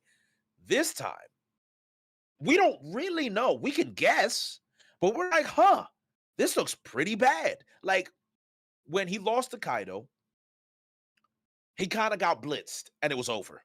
When he lost to Crocodile, we're like, well, he's got to find a way to hit the devil fruit, and he got stabbed in the chest. I'm like, all right, well, he got stabbed in the chest. Dofi, he didn't really lose to Dofi. Dofi was kind of, he just knocked him away a little bit. It wasn't anything serious, and then he went Gear 4. Katakuri was interesting because you're like, how is he gonna get past Future Sight? I think that was the last he time. lost against Katakuri. I'm holding that. I mean, I mean, most people agree with that. He just started seeing the future kind of, and then Katakuri just kind of just let him win. I don't know. That's just a weird. That's bunch a of garbage. take. But my point is that we're never going to be able to experience One Piece in a different way until they're brave enough to actually be different with One Piece. But it's been so successful for so long. It's like, okay, why don't change what's not broken? You know what go ahead, as you were saying, Lilu. Oh, yeah, I was just gonna say, Jay, you made a lot of really good points. I'll preface this by saying I'm objectively a One Piece glazer. But I agree with what you're saying. Like the Straw Hats don't really change too much. But I will say they do have like some subtle character development. It's just not Like as Sanji it's really for sure. Sanji for sure. Even with Robin, you see her going from just calling the Straw Hats their title to calling them their actual name after Enies Lobby. So Luffy becomes more of a leader. Like all of them have think- like subtle development, but I think it's not as much as I'd like. I think there's a agree. difference between the core philosophy of a character not changing and character development, because the core philosophy of every Straw Hat has not changed at all, because Oda is obsessed with the aspect of dreams. So because their dreams are not changing, their core philosophies aren't changing. Like Luffy's wildly impulsive, Usopp's a coward. He's never going to change that. He's always going to be cowardly. Nami's a thief. Sanji is the freak. It's just like that's their character. Like he's chivalrous essentially. But Zoro's a wandering Ronin. Like that's their core philosophy. And in terms of that, there is no development in that aspect at all because that's their character quirk. Every character in One Piece has a quirk that never changes. Kaido's a drunk. Big Mom's a worthless piece of garbage, a hag. It just doesn't change. I don't know. Big Mom's always worthless. It's always worthless. It's just she doesn't change. She doesn't change. And then this is a beautiful moment to talk about how Jay turned into the ether because he stood up and turned into Bodega immediately. And we have this beautiful freeze frame of Jay stuck in the null zone of Superman, and that's beautiful. He's just stuck. Look at that. How am I stuck? I'm still here, right? You're still here. I can see. see. Okay, now you're moving. Okay, that's good. That's good. You were stuck in this pseudo, and you were hyperimposed upon the screen. It was pretty awesome. Oh, I see it now. That's actually kind of funny. Okay, yeah. But what I find beautiful is, I think, you know what my favorite Marvel story of all time is? It's Deadpool kills the Marvel Universe. Oh, I've heard about that. I've never seen that, but I've heard about that. He kills everything. I heard that is. It's dumb. It's really dumb. I mean, there's all like Wolverine kills the Punisher, kills the Marvel Universe. It's a lot of things like that. But it's a willingness to kill the characters knowing that they're not gonna die, right? Oda with mangaka. There's this Toriko chapter, and I'll never forget it. I'll never forget this chapter. Toriko gets sneezed on by Heracles, the horse, and I love that chapter, bro. That's crazy. I love that. He gets sneezed on, and I'm like, oh, he's dead. And then my goat said, "Welcome to a break," and I was like, oh, is this it? Because I didn't know I didn't know what a break was, so I was like, oh, wait a second, is a brother just dead? And then after 2 weeks, they were like, hey, Toriko's back. I'm like, oh, how? Blue Devil comes out. I'm like, oh. Okay, he regenerated. I was like, okay, all right. It's a scale. My heart sank. I was like, oh no, Toriko's over. I was depressed. But that moments like those always get me excited. And imagine this, right? Imagine you're reading a Dragon Ball story, right? And then, it's like a side story. And then Tien gets his head chopped off. And you're like, he's gonna come back. He got Dragon Balls. But then like the villain cracks one of the Dragon Balls, and you're like, huh? And then the story ends, and then they reveal the title drop, and it's like Tien dies and doesn't come back. Like, what is that? That's crazy. That'd be insane. It would be insane. But I think we can take risk like that. I think we could take risk like that, and that'd be awesome. I think that would just be awesome. I think so too. I want us to take risks like that. I'd prefer that we do. Is that gonna happen? Like a straw hat dying, like something like that. Not a straw hat dying. It's. Let me phrase it better, right? I think the greatest victory for an author might be, this is gonna sound crazy, might be losing complete ownership of the character in the imagination of humanity. Like you create Goku, and eventually Goku becomes everybody's childhood hero. You create Luffy, and eventually millions of people have their own understanding of what Luffy represents. The character escapes you. The audience carries them somewhere you cannot control. And I think that can be very horrifying and beautiful, even a little bit exploitative, but genuinely artistic all simultaneously. I think they become bigger than anime franchises. And when we get to the point of modern mythology, like think of the different interpretations of Hercules or Odysseus or Beowulf or something of that variety. It's that point where I need to get to with a lot of manga and stories, because we don't have a single manga like that. We can. You had to complain about Luffy, where you said Luffy is not a character, he's an idea, right?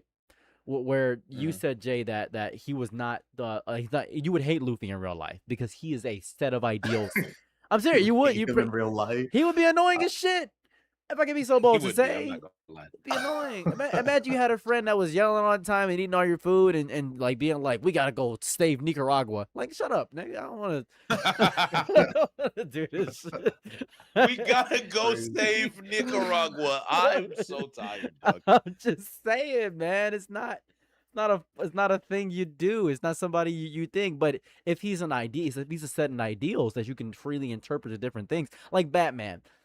Objectively, Batman's a billionaire, right? Like I can't relate to Batman. I can't relate to a billionaire.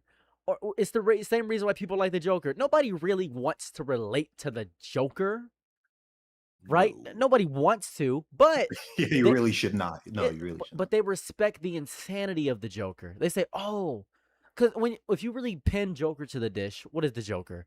Just some guy. He's not strong. He doesn't know the Tibet monks' years of martial arts. How is he going against Batman and fighting against him when Batman has mastered every form of armed combat and does steroids? The Joker is a lanky Hot Topic manager. How is he even considered a threat? Because he's a set of ideals. He's a dude. He's a dude. He is a dude. I mean, it's just funny to think about because it really is just like, how is he actually competing with these guys? And he's just, hey, man, he's just out here. He's just a guy. He's just a guy. Somebody said Devilman, Astro Boy, and Doraemon. I'll give you that. Yeah, there's a lot of interpretation of stuff like that. But they're not like, because if I say Astro Boy, someone's like, I think I watched Down to Yami. If I say Spider-Man, they'll say that's top one. If I say Devilman, nobody's gonna know Devilman besides the Netflix series. And if I say Doraemon, no, I can name 10 people I know who know Doraemon. I can name 10. I can name 10 people. Like, who really knows Doraemon? Like, come on now. No, I ain't gonna lie. Yeah, like it's a big ass blue cat. Like, no one cares about this dude. This is a big ass blue cat. No one cares. Like, it's stupid. Go ahead. You were saying, Leela? Go ahead. Did he turned the cosmic dust? Yeah, he said, I think that was his final word. I think Thanos just snapped. You got it. Oh, my bad. Yeah, did you guys hear any of that, or was I just no? I didn't. No, you just said up, and then you teleported. So go ahead. I see. Oh, okay. I was saying I was interested to hear what your guys' perspective is on comparing pre-time skip One Piece to post-time skip, because I actually think they're pretty relative. I think they're both like very good. But as I was saying earlier, I am a One Piece glazer, but I do think that pretty much any complaint we have with modern One Piece would also just be said about pre-time skip in the current day if it came out right now. I disagree. I would as well, but I want to hear what you go ahead because you started your fault first. It's okay. I wildly disagree, simply by virtue of, I'll phrase it like this, right? I'm gonna use my area of expertise, which is politics, ever so slightly. I have a lot of complaints with the No Kings protest. Reason being is because it's too broad, right? There's a lot of different moving ideas in No Kings protest. Now, what's stronger? Attack that could destroy the universe, or a universe-destroying punch that hits one person? I think the universe-destroying punch that hits one person is infinitely more dangerous than the attack that could destroy the entire universe. Because if you destroy the entire universe, too broad. But if somebody can survive that universe-destroying attack, you'd want to attack their left arm first, so their whole body can't take it. Then their right arm, their left leg, and right leg, going down the body to destroy it. If you centralize your movement, it is stronger and more cohesive. That's the Rosa Parks logic. Montgomery Bus boycott. That's the Rosa Parks logic. You centralize your movement, you focus on one issue, have everybody focus on one issue, then move to the next. You need to focus on one centralized issue. So with One Piece pre-time skip, we didn't know how big the world was. We had a vague concept, but we were only focused on East Blue. We had a more cohesive narrative than what we have right now because it wasn't as big. Right now, I can name 20 things I want to know more about than what's going on in Elbath. I promise you I could. What's going on with Blackbeard? What's going on with Garp? What is happening with Mihawk? Is he still fighting the Marines? I really want to see how Kobe feels about that. Is he planning to go after Garp right now? I am so infinitely curious how Wano is faring right now. There's too many moving pieces. When One Piece first started, all I cared about was this Trojan rubber man. This condom is about to go find the One Piece, and I don't even know what that is. I don't even know who the characters are. Then I saw black people in the story, the fishermen, and I was like, what about their history? It's better narratively to condense your story into certain things. It's why I praise JoJo Part 4, because it's not a universe destroying threat.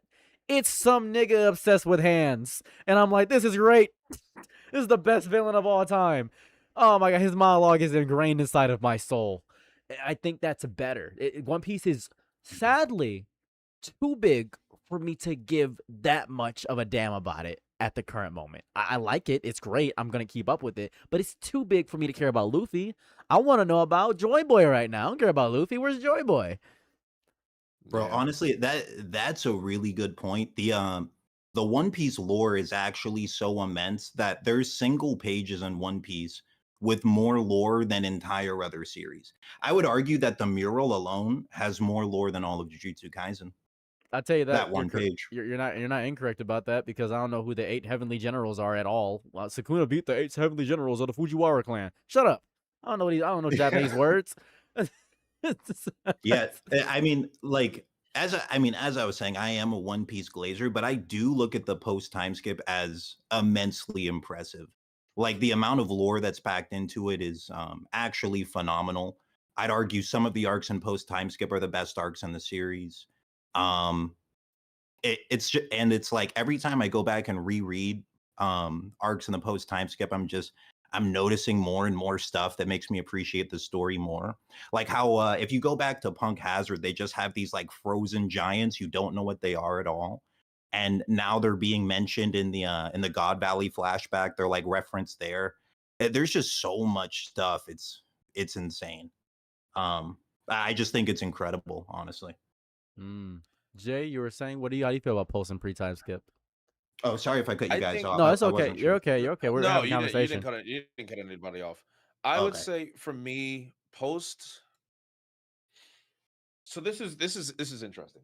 I've heard this a lot, and I think it does vary, right? So when did you start One Piece, Leelos? When did you start?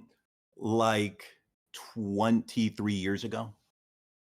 23 years ago. Okay, so Yeah, you've been roughly. here forever. So okay, Yeah. so this is good. So Yeah. I think it varies on what you fell in love with One Piece for. Mhm. And I've noticed this a lot. If you are in love with One Piece lore, right? Yeah. I think Mhm. you're going to love post time skip because post time skip just delves into the lore and the overall world a lot more. While I feel like pre time skip, it feels like everything else is such a mystery. So you're so focused on everything that the crew is doing. And you're so focused on every little character that's coming up because you're like, okay, what am I going to experience with these characters today? When you're in post time skip, it feels like you're saying, how does this character and how does this art contribute to the greater narrative of the world of One Piece? So, like, I think for me, and Sarah says he'll BRB. For me, Mhm.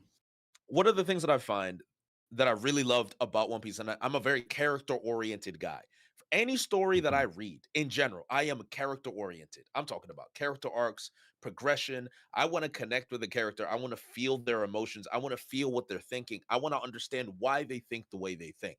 So if you look at how pre-time skip is done, because Oda's still building the crew and he's still introducing us to new characters, it's almost as if in pre-time skip you're seeing, okay, for example, like Sanji, right? Sanji was always chivalrous, right? We saw that, but then you see Sanji in this lobby, and you're realizing how far he's gonna take that chivalry Right. to the Right. degree that he took it that far. And then you see a moment between him and Nami, and it's almost as if he's like, you know, your chivalry is really dumb, but it's not a bad thing, and I respect you for it. So I'm gonna take care of this for you. And in the moment, like it's a really sweet moment. And then there's Sanji and Zoro, nothing happened, right? I'm Mhm. highlighting all these moments. Even if you add in Vivi, for example, another amazing character. I think Vivi's one of the most underrated characters we've ever had because it's been so long. We forget how good Vivi really was. Vivi was probably still to this day the best additional character we've got. And I would argue you could throw Kuma in there if you'd like. Vivi's still up there, right? She's considered a straw hat. I think once you get into post time skip, I think the characters are so set in stone that there's not much to learn more about them besides repeating the same issues, except for the second backstory that you get with Sanji. Because we didn't expect the second backstory to come in with Sanji. I think Sanji is more of an exception rather than a commonality within post time skip. Because like for example, Robin calling people by calling, like Robin has the subtle changes where she's getting more comfortable with people based off time and proximity. That's perfectly fine. But I really don't feel any growth or development from any of the characters that I find meaningful. Even with the Mhm. Sanji's story is interesting because there is this idea that Sanji doesn't like to ask for help. And I just don't know where that comes from because Sanji clearly asked for help in Ennis Lobby. He asked Usopp for help. If anything, one of the best things that Sanji did is Sanji was like the organizer. When Luffy wasn't there or Nami wasn't there, Sanji was the guy who was kind of making plans in the first place. It, So the idea of Sanji having an insecurity about asking for help, I don't really believe that because I feel like it's something that that's a misinterpretation of what happened in the whole Cake Island. Yeah, I did like a 4-hour analysis of this specific part because yes, and it's just very specific because it's not rejecting an ask for help. It's that it's his own family that he has not dealt with. exactly. Yeah, that's a bigger thing. I think a lot of One Piece fans are like, well, Sanji's asked for help before, yes, from his friends, and he cares about that. But it's his family. He has to deal with himself. He feels like this is a moment where he has to deal with So himself. So I agree, but then you know what they go and say? They go ahead and say that because Sanji asking Robin for help is like character development for Sanji. Because he didn't ask for help in Whole Cake Island, but now he's asking Robin for help. And I'm like that, Mm. but do you see my point? Yeah, I see your Like point. that's not That's not that, character development. that's the point I'm trying to make here. One Like you Piece can't characters conflate those two. One Piece characters don't develop, and that's the biggest complaint I have, and that's what And makes them perfect for different interpretations of the story. and that's why I was gonna say, since I'm so character focused, I think like if you're talking about like the same like people not dying, that's always been in One Piece, that's perfectly fine. But if you're talking about like specific character moments, I have had infinitely more enjoyable emotional character moments pre-time skip because of the nature of the story, and it's because it's focused on the Straw Hats and the Straw Hats traveling rather than post time skip where it's more about the Straw Hats experiencing the greater narrative itself. The One Piece, road poneglyphs, right? The world government, right? We're starting to delve Mhm. into like much greater lore. So there's like so many, unironically, there's so many more characters post time skip than there are pre time skip. So like you're expanding the world expeditiously now, right? So I do think there is a clear difference because I think there's a difference in focus. I do think there's a difference Mhm. in Yeah, focus, true. and I think I agree. Yes. Yep. and it depends on what you like from the story and what you love from One Piece. And I think because One Piece is such a big series, so many different people like different things from One Piece. And if you're not a Mm. lore merchant, I feel like you're just gonna prefer pre-time skip over post-time skip. And I use merchant very loosely. I'm not using it as an No, insult at all. no, I'm a I am a character lore merchant. merchant, honestly. I really am. That's a I'm fair assessment, I'm using it to as an be insult. honest. I don't know what you No. guys. No, but Jay, you made really good points. Because if I'm understanding you right, it's like the character interactions were more in pre-time skip, and you kind of miss that, right? Because I've heard other It just people felt say more that. meaningful. I Yeah. can Go understand. ahead. I've heard other people say that like they miss the slice of life moments that pre-time skip had. Um, but I do question how much people really mean that because in slice of life moments, 10 chapters of it, people didn't really like that. But that point aside, one thing I will say is that we do actually see the Straw Hats get some very subtle character development. It's not on like Vinland Saga levels, but in post time skip, we see Luffy, like when he meets Otama, Otama's crying about Ace being dead, and Luffy's like, no, he's dead. It is what it is. Well, And that's a big that's a huge oh, difference from pre-time skip Luffy. okay, I think that's a horrible example. That is like the worst example of character development, and I think that's a horrible. I'm sorry. I think that's the worst example ever. Like, because that was a part of his training and growth to get past Ace's death, right? Like, and that's obviously character development, but that's not like core character development. Like, the brother just died right in front of your face. You obviously gotta move past that. Like, you gotta Right, move past. That's like you gotta move past that. That's like Goku not getting past Grandpa Gohan's death. Like, remember when Goku was getting squeezed by Vegeta, and he was like, "Oh my God, I'm the thing that killed my granddad." and he had to accept it in real time. Like, damn, I really murdered my grandfather. I killed Grandpa Gohan. I killed my caretaker. That was like that's like immediate character development. Like getting past grief is like I think bare minimum like booty ball baby level like character development. Yeah, it is. There isn't very. It is pretty subtle, but I would argue for every Straw Hat you could find at least some. Like, for example, let me see. Go ahead and find one for Zoro right quick. Take your time. Oh, actually, no. Zoro might actually have none. If I'm being honest, Zoro. Zoro might have nothing. I'll tell you all the character development Zoro gets. I hate pirates. I'm made of rubber. Okay, you pirates are pretty cool. That's I'm an it. atheist. That's it. That's it. I'm an atheist. That's. I think he's always been an atheist. I think that's. Yes. He's like, Yahweh? Something else I was thinking is there is a good scene with Nami and Jinbei in Fishman Island where Nami, she's stating that she's like forgiven all fishmen. Like it seems she's also forgiven Arlong too. And that his was like a good moment in Fishman Island. Yeah. There's some. I think that's really good. I will say that. There's a lot of good moments in Fishman Island. I think that's And peak. That's peak character development for sure. I'll give you that. I also think Luffy in general, his is underrated. I'm not gonna lie, his is underrated. Like if you pay attention to how he interacts with Momonosuke and Otama, there's a lot of like character development there. I think Luffy's character development, it's like more reflected from who he was as a kid to who he is now. But like him with Otama and Momo, that's like the first time you see him in like a big brother role. But the scene I wanted to focus on was at the end of Wano, Luffy makes a very mature captain decision where he says the people need to think Momo was the one who like saved them. That was really mature Luffy stuff that I don't think we would have seen pre-time skip. No, we would have seen that pre-time skip for sure. Because he did the same thing with 100%. Vivi. He did that with Vivi. He did that with like Vivi. Vivi brought back the water essentially. Crocodile died and Luffy. Everybody was like, "Oh, Luffy didn't lose." Like, I'm not no hero, nigga. Anyways, I'm about to get some steak. Like he didn't really care. I was gonna say because Luffy has always been adamant about not wanting to be the hero.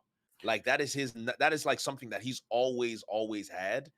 And that's true. Yeah, and giving people their own autonomy back. That's a big thing with him. This one was a bit different though because his reasoning for it was, I'm not going to be here to protect them. They need to have faith in Momo, and that was like Luffy really thinking in a way that I don't. Can you guys think of an example where he did that exact thing pre-time? There might be. I'm just not thinking of it at the moment.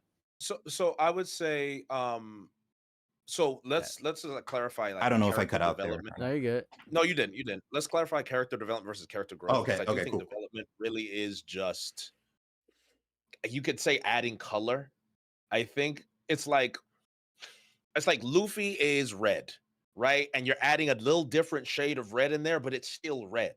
Do you know what I'm saying? That and you could call that character development. Like you're developing the canvas that's already been painted, and maybe you're adding a little bit of color in here. Character growth is like you're slowly changing the painting by adding something unique to it, something that you didn't know already.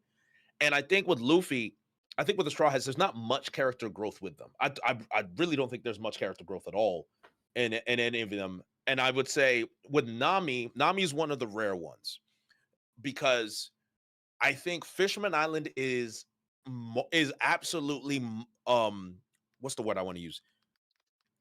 The stains on Fishman Island are Vanderdecken, Sanji's nosebleeds, and Hody Jones. Even though Hody Jones served a great narrative weight, those are three huge stains, which is what makes Fishman Island a 7 out of 10 for me. However, I also think Fishman Island is one of the best written arcs solely because the moment with Jinbei and Nami is one of the best moments I've seen in the story, where Nami really good. overcomes her hatred for Fishman, even though she overcame it a while ago when she saw Hachi. So we already knew she kind of did that pre-time skip. She did that with Hachi. Jinbei just hadn't seen it yet. So when Jinbei saw it and he apologized for it, she was like, "Yeah, I've already forgiven you." Unironically, though, it's one of Sanji's worst moments ever because then he interrupts and tries to, do the thing with Jinbei. And I was like, Sanji, you're disgusting and I hate you. That's Sanji was. Sanji was bad. Sanji was bad at Fishman Island. I'll phrase it like this because One Piece has this huge issue, right? So And for people in the audience that don't know, I'll phrase it in a very condensed way. This is basically where I had a conversation with my brother about this. Character development is basically anything that deepens, reveals, or changes our understanding of the character. That's development. We learn more about their personality, their beliefs, their fears, relationship, history, contradictions, motivations, worldview, development. Boom, got it. Character growth specifically means the character's personality or personally changes or matures, right, through their experience, usually like overcoming a Yes. flaw, more emotionally capable. I'll give you a fun example. Zuko on Avatar has both. We learn more and more about his childhood relationship with Ozai, shame, obsession with honor, compassion, internal conflict. That's development. When he eventually rejects his father's ideology and takes responsibility for his choices, that's character growth. You see what I mean? Yes. That's what it is. And there's Yes. negative growth too. I think a good example is Walter White. That's negative growth in Breaking Bad. Yes. Deep negative growth. And if you want to like a very simple sentence, development, I understand this person better now. Growth, the person is different now. And One Piece has Yes. like near no None. character growth. No, at none of the all. Straw Hats have any character growth whatsoever. It's- And that is not an insult. They develop because you learn a little bit more about them. But I even moving forward, because one thing, to give you credit, Lee, you're talking about little instances where their character is reinforced, right? Because a Mhm. lot of the things that they're doing are not something you would not expect them not to do. Like Robin getting more comfortable with her crewmates, that's well within reason of understanding that. Luffy being Right. blunt is something he's always done. He punched Vivi in the face. Like he punched did. Vivi in the face. Yeah, Yusuke, Like he's you're a bad always dude. been that way. Yeah. Right? It's the same thing. And then even then, right? The Straw Hats have never taken credit for any island they freed. Ever. They just never have. That's not a thing that they do. So That's such a even the cool trait. decision- Yeah. Yes, That's a it's a cool great trait, right? But it's also because Luffy just doesn't want to be a hero. He just doesn't care for it. Even with Dressrosa, he's like, bro, yeah, King Riku, y'all got it. Drum Island, Dalton, I ain't gonna be here. It's you and Koreha. You know, Alabasta. Hey, Vivi, have fun. We're leaving. They always leave before people can thank them anyway. It's the same thing that they do. So when I see Luffy and Momo, for example, I expect Luffy to make that decision because that's just within his character. What I like, and this is where pre-time skip is, there are some things that we didn't know were within somebody's character because they were still growing or being developed. And even then, still you would kind of expected it. I think Zoro's nothing happened. Would you call that character growth, Saros? No, he's always Him been sacrificing himself for Luffy? He's so stoic. It's just such a stoic ass moment. I wouldn't be No, I mean character- him. I mean him laying his life down, like For Luffy? sacrificing his dream to die for Luffy. Would you No. not call that character growth? No, I wouldn't call it that because he's already dedicated himself after his loss. Like that's just what he's done. Like he has a fundamental. It's a fundamental understanding of Zoro that he is very honorable. He's a samurai. You give everything for your daimyo, right? Zoro is a Yeah. samurai. And when I saw that, I only thought of samurai pride and honor. Like I give everything for my daimyo. Right? That's how I've always interpreted Zoro's character. Everything that I attribute samurai culture to, that is Zoro to me. Like everything, like just the honorable stuff, the training endlessly, the constantly improving oneself, the developing within saming or remain style, refining oneself. He's very Musashi Miyamoto in that variety, if I could be so bold to say, because Musashi Miyamoto had the two sword style, and Zoro is a one up from Musashi Miyamoto, the peerless under the heavens. Mushoku Tensei that did like boom, I am the not Mushoku Tensei, it's Mugen Tensei or something like that. I am alone under the heavens. That's the one. So I've always interpreted Zoro as somebody that's like, hey. I consider this like sacrificing yourself for that, because Sanji did the same thing. I think anybody in the crew would do that for Luffy, right? I think that's a part of Luffy's crew's dynamic because they believe in Luffy. That's the power Luffy has over everybody. So that's more of a trait for Luffy of sacrifice, because anybody that knows Luffy that likes him would sacrifice himself for Luffy, right? Anybody that does that. And one not thing talking about I'd it. like Go ahead. One thing I'd like to add, it does seem like they're actually going to add some character development with Sanji right now. He's like reflecting on his his pride in some way. Okay. Hopefully I'm not cutting out. You reflecting on his pride in some way. I got that. Go ahead. Oh, you heard that? Okay. Yes, yeah. He's reflecting on his pride in some way, and that seems like it's going to lead to a new power up for him. So there's something cool there. I also wanted to mention one other thing you guys had said earlier was Sanji asking for help in Wano. You're saying that's not character development. I think the reason people say it's character development is because Sanji was asking a I don't know Woman. if pre Woman. time skip Sanji ever did that. Asked a woman for help. Oh man. Oh, Has did I has he? cut out again? It's okay. We hear woman. Don't worry. No. So Oh, Woman I for mean, help. I would like argue, did and this is did he this. do that pre time skip too? That like I don't know. Yeah, I don't think he ever asked a woman to fight for him pre time skip. Did he? So this is why I would crash. This is why I crashed out on my stream when this was happening when they said that, because tell me the difference between Black Maria and the Khalifa moment in this lobby. What's the difference? Black Maria and Khalifa. Yeah, I guess he did let Nami fight her. Yeah, that's He true. let Nami But he, fight her face battle. Like it's and the only difference is he didn't scream help. That's the only difference. But the same thing happened. It's the same scenario. It's the same situation. I'm not gonna hit a woman, so I'm gonna let a woman beat me to sleep until a woman is gonna come and save me. yeah, that's a good point. You know, it's Yeah, crazy. I guess And it he- just and- and seems you- more like character development because Whole Cake just happened like not too long before that. Yes, So, and- but you do have a good point. It is pretty much the same thing. You have a good point there. And I think, and here's the thing that I always emphasized, right? Because I see why it is a little different because he called for help and Sanji let Nami help, right? Because Sanji was defeated. The difference is that I think people focus on it as a moment for Nami, for Sanji. I think it's a moment for Robin. I think that moment is specifically tailored for Robin because now Robin gets to save the day. When has the Straw Hats ever asked Robin for help?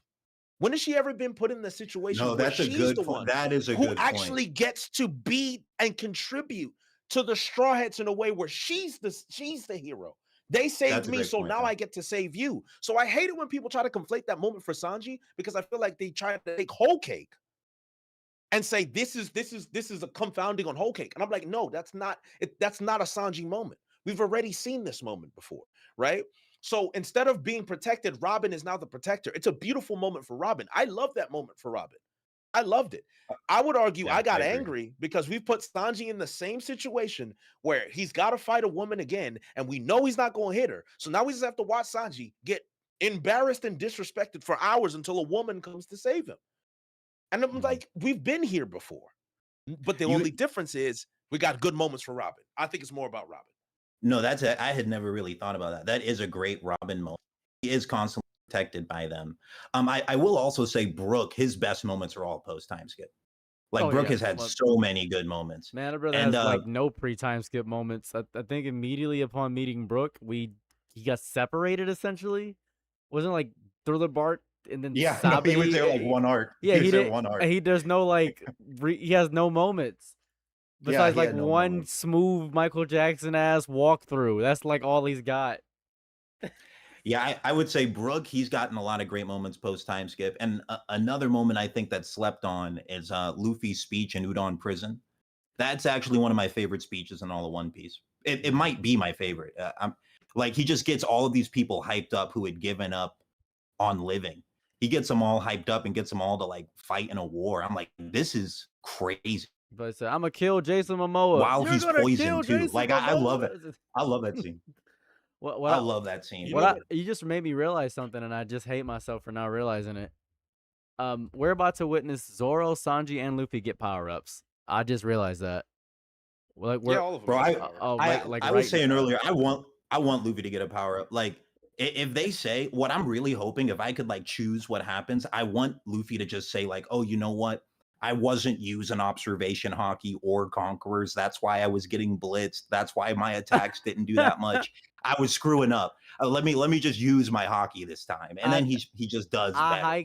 That's what I'd like. That would be so saddening to me because the way I'd he love it, fought bro. against Kaido, he was using all hockeys like interchangeably. It seems he was like, I can use my hockey freely. I'm peeing and pissing and pooping at the same time. Like that was really where I was at with Luffy. He was going crazy, and then Kaido was like, I've never seen this kind of hockey use before. This is crazy. I'm Jason Momoa. That was really what I was hoping for. I'm Jason Momoa. That's Kaido. I mean, like the reason I would like that specifically is because the arc kind of starts with Gabon telling Luffy to like focus on its hockey. So if he like reflects on everything Gabon said, he's like, oh, you know what? What I didn't do was that hockey stuff I was supposed to be doing. and starts doing that. I'd like that more, and then we can get rid of this Gabon over Kaido stuff. That's all I'm saying. That's all. That's fair. You know, that's fair. I guess what I don't like is that, and this is gonna sound very juxtaposed to what I just said. Oda is my favorite Magic System explainer of all time because he has done Hayao Miyazaki's method to the degree that it has now pissed me off. Because Oda has never given me a direct answer once. I promise you, I guarantee you, this brother refuses to give you a direct answer.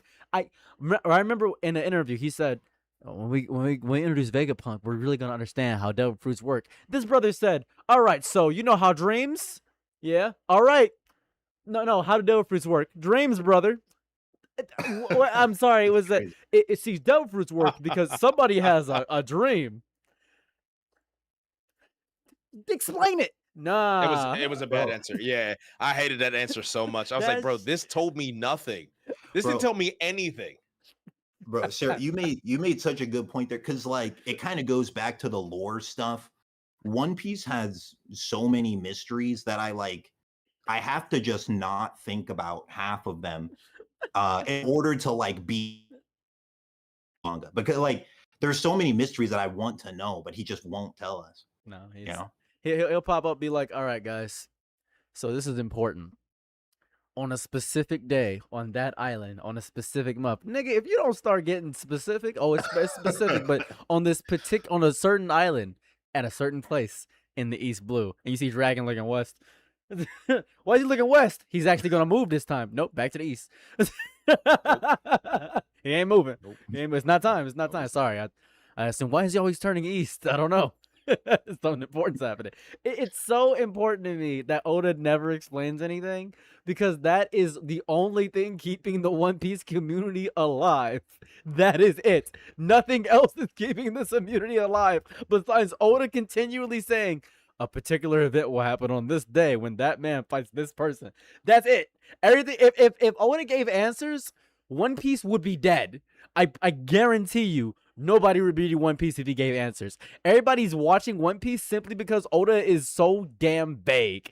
Oh, it's beautiful. Oh, he's like he's a vague merchant. It's all he cares about is being vague. A vague merchant. Bro, there's infinite mysteries in this manga. Well, he's a vague poster. He's the vague posters that you hate on Twitter. But they get all that interaction though. All that interaction. They get all the interaction, but you hate them. But so this is my point though. So like for me, and here's the thing, like I love Hunter x Hunter, right? I love Hunter x Hunter. It's one of my favorite series. It's my top one. It's like my top one series along with FMAB, right? At least the anime. Mm-hmm. The manga, the issue with Togashi is he tells you too much. Yeah. And that's the problem. Every time you see a power, he'll add different scenarios of when it can be used, why it can't be used here, when it can't be used. There's 64 conditions that you need to follow before you can actually use it. But then there's a caveat, because if he does this, and it's like a wall of text.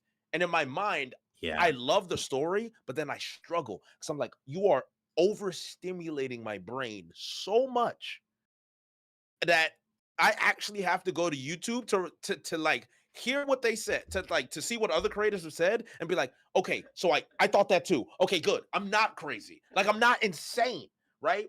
But still, and this is why, like, when people say they hate the narrator, I'm like, bro, the narrator saves lives. Like, genuinely saves lives, because now I can see what's going on. I hear what's going on. I'm locked in. But at the same time, I see what Saros is saying, because it's the immersion that you look for. The facial expressions, and you ask yourself, what does that facial expression mean? No answer. You don't get no answer. You're just gonna have to figure it out for yourself. I'm like, my favorite moment in all of manga reading history is when I was at the library and I was reading the Goku versus Frieza fight, and there's this facial expression that Goku makes. It's like the most misinterpreted facial expression of all time, I think. And it's my favorite facial expression. He just got done saying "you fool" to Frieza, boom, booming that nigga, and Frieza, and he looks down, and it's this face of contempt, disgust, sadness, and anger, all in a subtle expression, and we never get an explanation behind that, because you can tell that Goku's Saiyan nature is, I really want to fight people. Frieza is extremely strong, and I could have saw so much potential in him if he understood that your birthright doesn't determine your strength in totality. Because all Frieza's forces were my birthright determines strength. Captain Ginyu's entire thing was, okay, I'm going to take people that are strong at birth and use their bodies. That's why he was the strongest soldier in Frieza's army. He represented Frieza's ideology. It's important. The whole birthright thing. That's why Vegeta was so important to Frieza's army, because of the birthright thing. You're a low-class scum. I think that not giving an answer to anything is so important, because that's why I like Chainsaw Man's ending so much. That's why I love it so much. That's why that's why Hunter x Hunter is the only series I think that has properly explained a power system to a degree where it doesn't care about its own power system. Because they'll say, all right, so let me explain something about Hisoka, right? So Hisoka, and the way this works is Chrollo is going to be using this stuff, and I have to use this extra degree, and then Chrollo just tosses a human head at a brother and says, huh? And it says, I was lying the entire time. What? Yeah, I was lying. I was bullshitting. Anyway. You were bullshit? Yeah, I didn't even. I was lying the whole way through. Doesn't even matter. As a matter of fact, the reason I'm in this crowd, they're all bombs. Huh? The pies are bombs? It's a bomb factory. You know, speaking about like different power systems, I'm interested to hear what you guys think about this. I don't like. Me neither. He doesn't like. You cut out. what You would cut like out. You to cut cut out. You that? cut Yeah. out. Oh man, it seems like I'm cutting out every time I talk. Sorry, I was saying I don't really like Binding Vows and JJK. I think they're overdone. Yeah. I think they're overdone. Yeah. Bonding vows are just less expressed versions of conditions in Nen. And I think at the end of the story, it just got ridiculous. Like Sukuna did like 1 billion binding vows, and we just never Yes, had any bro. explanation, and there was never any fallback. I'm like, why do you even have these in the story? Like, why? I mean- like, why did you even have it? Like, it's. I mean, the thing I disliked about it is that you could make a list of them on the fly, with really like no drawback. So what I didn't understand is, why doesn't everybody do that, right? It doesn't even seem to be a skill thing. We have Miwa doing it. You got all these people doing it. And I just didn't really understand. I think it's similar to like, I think the reason why Nen is so good is because it really is intrinsically tied to your ability to be creative and your intellect, right? And then your personality on top of that. So like when you have conditions, it's really about how creative you can make your power be. Is it suited to you? And then do your conditions. The more conditions and restrictions that you can place within yourself, the stronger the power can be. With binding vows, it just did not feel that way. And I just really think it's a really cheap version of conditions from Nen. Like, it's a really cheap version. I'll explain That's it. facts, that's facts. I'll have to actually use, and this is very important. Actually, I'm happy we're talking about this, because my brother actually really explained this very good to me, and it's the reason why he beat the lawyer so easily. So Sukuna is a lawyer because he's the only person that understands the loopholes in the binding vows. He's not just breaking the rules. He understands the loopholes, right? So when Nanami uses overtime, you intentionally understand the trade, right? Restrict power now, gain additional power but later. When Sukuna starts modifying activation requirements, domain conditions, range durations in the middle of a battle, you think, oh, binding vows are abstract. No. See, he's so smart. This is crazy. He beat that. Remember how he got in that lawyer thing and immediately said, yeah, I did it. What's up? I'm guilty. He understands cursed energy to like he understands the power system so deeply. He is married to the power system because he's probably read up on the power system, because he's got this intrinsic understanding of what the power system is. Everybody else thinks they understand the power system. Sukuna is the only person in the verse. That's why he's so strong. He's the only person in the verse that says, oh, there's a loophole here. You're allowed to do this. It's like when Sukuna and Gojo were having their battle and they were doing things like, oh, we can't naturally do this. Understood, because Sukuna does whatever he wants to, because he understands it better than everybody else. Everybody's scared to do the vows. Everybody's scared. It's like when I imagine like Netero, right? In order to do this, he had to do a prayer of the heart. And then Medium thought, okay, I took his arm off, so he can't pray. Oh, you're a dumbass. Prayer is a devotion of the heart. As a matter, I'm doing this for sport. I don't even need to do that. You're dumb. that when you get to that degree of power, That's a good point. it's that point. I think it's because people were looking for a Hunter x Hunter explanation, but there was no Hunter explanation because I think Gege took inspiration from Oda, where he didn't explain the power system enough, but he took inspiration from Hunter x Hunter, where he wanted a power system like Hunter x Hunter's. So he did what Oda did with power systems while having the power system of Hunter x Hunter, which is wild, but that's just what he wanted to do. So I give credit to that. No, I think that's a great answer. I guess like one of my complaints would just be that there's so many binding vows done on the fly. Meanwhile, in Hunter x Hunter, Nen contracts are more like planned out, done ahead of time. You know, what about Gon? What about Gon? I was gonna say Gon. But it's like the Yeah, go ahead. Good. Oh, sorry, I probably cut out, huh? It's okay. I was just saying Gon does have one, but the drawback was insane.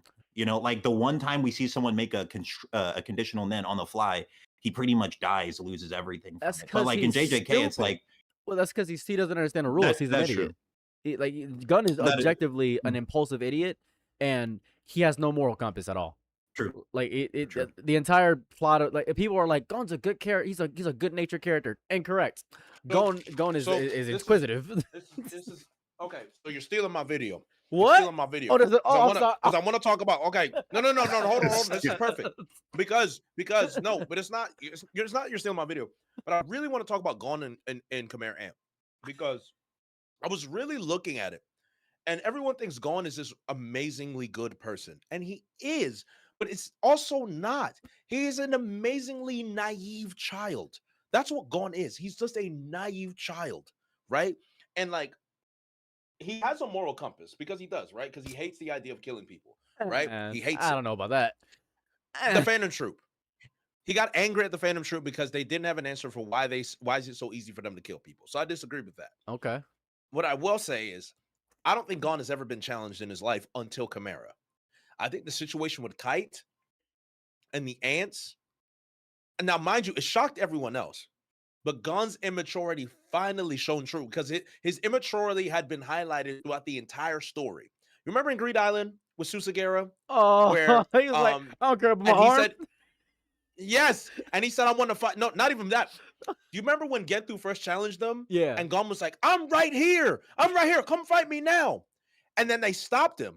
And then Susagera looked at him and said, your friend is injured. You're injured. And you were about to summon the enemy and tell him your location because you wanted to fight him? That was childish. That was stupid. What are you talking about? And then he said, I'm sorry. It was in that moment I was looking at it and I said, Gon's been getting away with this. Everything is roses, everything is green, everything's gonna be okay, everything's gonna work out. He's been getting away with it until life finally got him.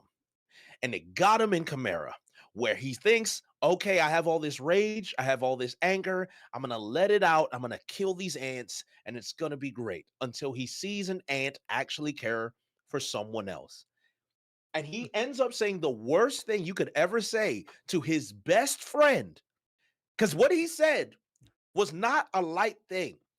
What he said disrespected all the character growth that Killua had brought up, thanks to Gon, and threw it away. All because he threw a tantrum. Horrible moment for him. Like one of the worst moments ever. But I gotta. And I want to talk him. about that. But I gotta respect him, because, and this goes into Gon's all development, right? Because when I first saw Gon, this is what I intrinsically understood, and this is so important for me. This brother is Goku at the beginning of Dragon Ball, because they were like, he's been out there for like, I don't know, 3 days waiting for that fish. Immediately, he's a psychopath. I can grasp that. That's my first interpretation of the character. He's waiting for a fish. He's hilarious. That's the first thing I thought. That's all I thought. I was like, he's a psychopath. And then immediately after him being a psychopath, I immediately understood that he does not care about killing, because he was in Trick Tower. He's in Trick Tower, and then Killua was like, I'm gonna take this guy's heart. He took the guy's heart, put it in his hand, and Gon said, "How'd you do that?" Huh? I want to learn that. That's cool. It's like, oh yeah, I'm an assassin. Actually, I kill people for fun. For fun? That sounds fun. So like, Gon and Killua were having like a child conversation, and Killua was like, "This kid's crazy." And then the only after that, I remember this so specifically because I was rewatching this with my brother. he was in the tower thing. The tower, they're fighting and they about to fight Hisoka. And I remember he says Killer was talking to a wing, and then like, so why are you guys here fighting the arena? Why you got Heaven's Arena? And then Killer was saying, we was getting some money, but I think Gon just like scrapping. I don't know. This nigga scaring me. Like he just like hurting That's people. hilarious, I'm man. really scared. Cause Gon will voluntarily damage himself. Wing had to say, hey man, you can't be doing this stupid ignorant stuff. I need you to stop. I need you to reasonably stop this shit. And Gon is like, but if I don't do this, how will I hurt them? What? How will I hurt them? I said, what? How would you hurt them? And then after that, at York New City, he's like, well, I'm a con artist and a scammer. You can scam? And he's like, I love scamming. This is so cool. He's like, you're happy with scamming? Yeah, let's arm wrestle. Let's go. He's scamming people. It's like there's no point in the story where I thought to myself, this is a good-natured kid. I thought this guy is a criminal mastermind. Whole story. So there's a underrated line towards Gon in York New City where this like gambling guy says he represents pure curiosity. He'll follow whatever interests him. Oh, So he's like yeah. Yeah, and he says he's like right? walking and he says Gon's walking like a fine line between like good and evil, because basically what it's saying is whoever Gon's around, he's going to become more like them. And if you look closely, like throughout the whole series, he's becoming more like Killua, and Killua's becoming more like Gon. They kind of like flip. Yep, I agree. No, I agree 100%. Actually, I agree with that. I would think because this is why I love Chimera Ant so much. A lot of people try to downplay how good of an arc it is, and I still think it's one of my favorite arcs ever. It's like top 5 great, ever. yeah. And Yeah, it's great. I think it's because there's so many different things you can focus on and say it was amazing. But one of the things I love the most is watching Killua, watching him develop, and his moment with Ikalgo, where he is now gone to Ikalgo. He's that light. Even the anime highlights like when Killua has the moment where, excuse me, where he's like, "Gone, you are light." And that moment happens with Ikalgo when he looks at Killua and is like, wow, this kid is light to me. Mhm. This kid is like everything I've wanted in a friend. So Killua is now taking on a lot of Gon's characteristics. Meanwhile, that darkness, remember when Killua crashed out over Illumi in the Hunter exams, right? When that happened, Gon had the exact same moment with Pito, where he lost his mind, and the only reason he stopped is because Killua was actually there. Well, that's the only reason. And Gon wasn't there for Killua because he crashed out. Yeah, well, I think what's important is Gon. I can't really think of a moment where Gon has been a light, because when Illumi did that manipulation stuff with Killua, he grabbed that brother by the arm and said, "Say you're sorry." Did you break my arm? Say you're sorry. My foot. You broke my feet. It's broken. I don't. Hey, listen. I will squeeze harder, and I kill your whole family. I'm so what? How did you do? I have Nen. I don't know what that word means.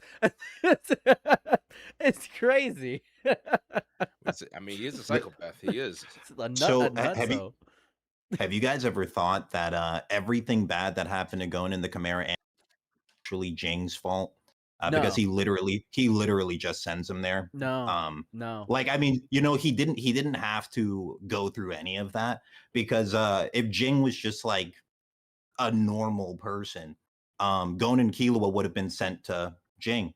Right? Gon had already achieved like multiple impossible feats in order to see Jing.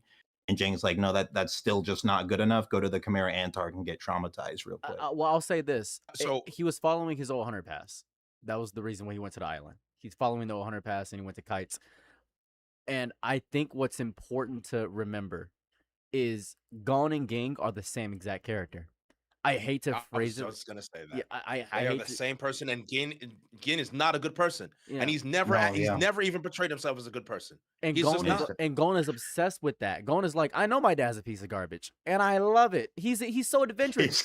I'm saying, no, think about it. When he's talking to his auntie, he was like, your father, he doesn't care about you. Yeah, being a hunter must be great. He doesn't care about his own kids.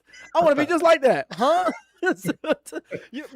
But you don't understand. He genuinely thinks you're trash. Okay. But Gun level with you. I can level cities. No, I'm a level with you. You need to understand that he became a hunter. Being a hunter means you give up everything. I can get up on everything. Let's go. I'm becoming a hunter yesterday. Like this, he doesn't care. He just doesn't care. I actually think Jing is worse than people really realize. They show Jing like he gives away like tens of billions of dollars. Hopefully I'm not frozen. No, you're good now. Tens of billions of dollars. Go ahead. I'm good. Mhm. Oh, okay, yeah. So there's a scene in the manga where Jing gives away billions of dollars. Gon and Mito live in the woods. Yeah. I'm not sure if I was frozen there. No, Gon. Yeah, they live in the woods. This is okay. Yeah. So So the point I'm making is, he has billions, and he lets his kid and Mito like be broke, eating like ketchup sandwiches in the woods.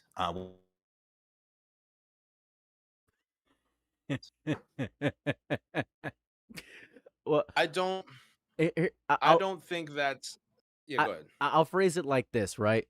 Without him going through that struggle, and I'll phrase it like the same way I feel about how Shaquille O'Neal is right now. Shaquille O'Neal doesn't give any money to his kids because he wants his kids to build something for himself. I think, and same with Bill Gates too, right? He doesn't like do that whole thing. I think it's an important thing to build your own stuff.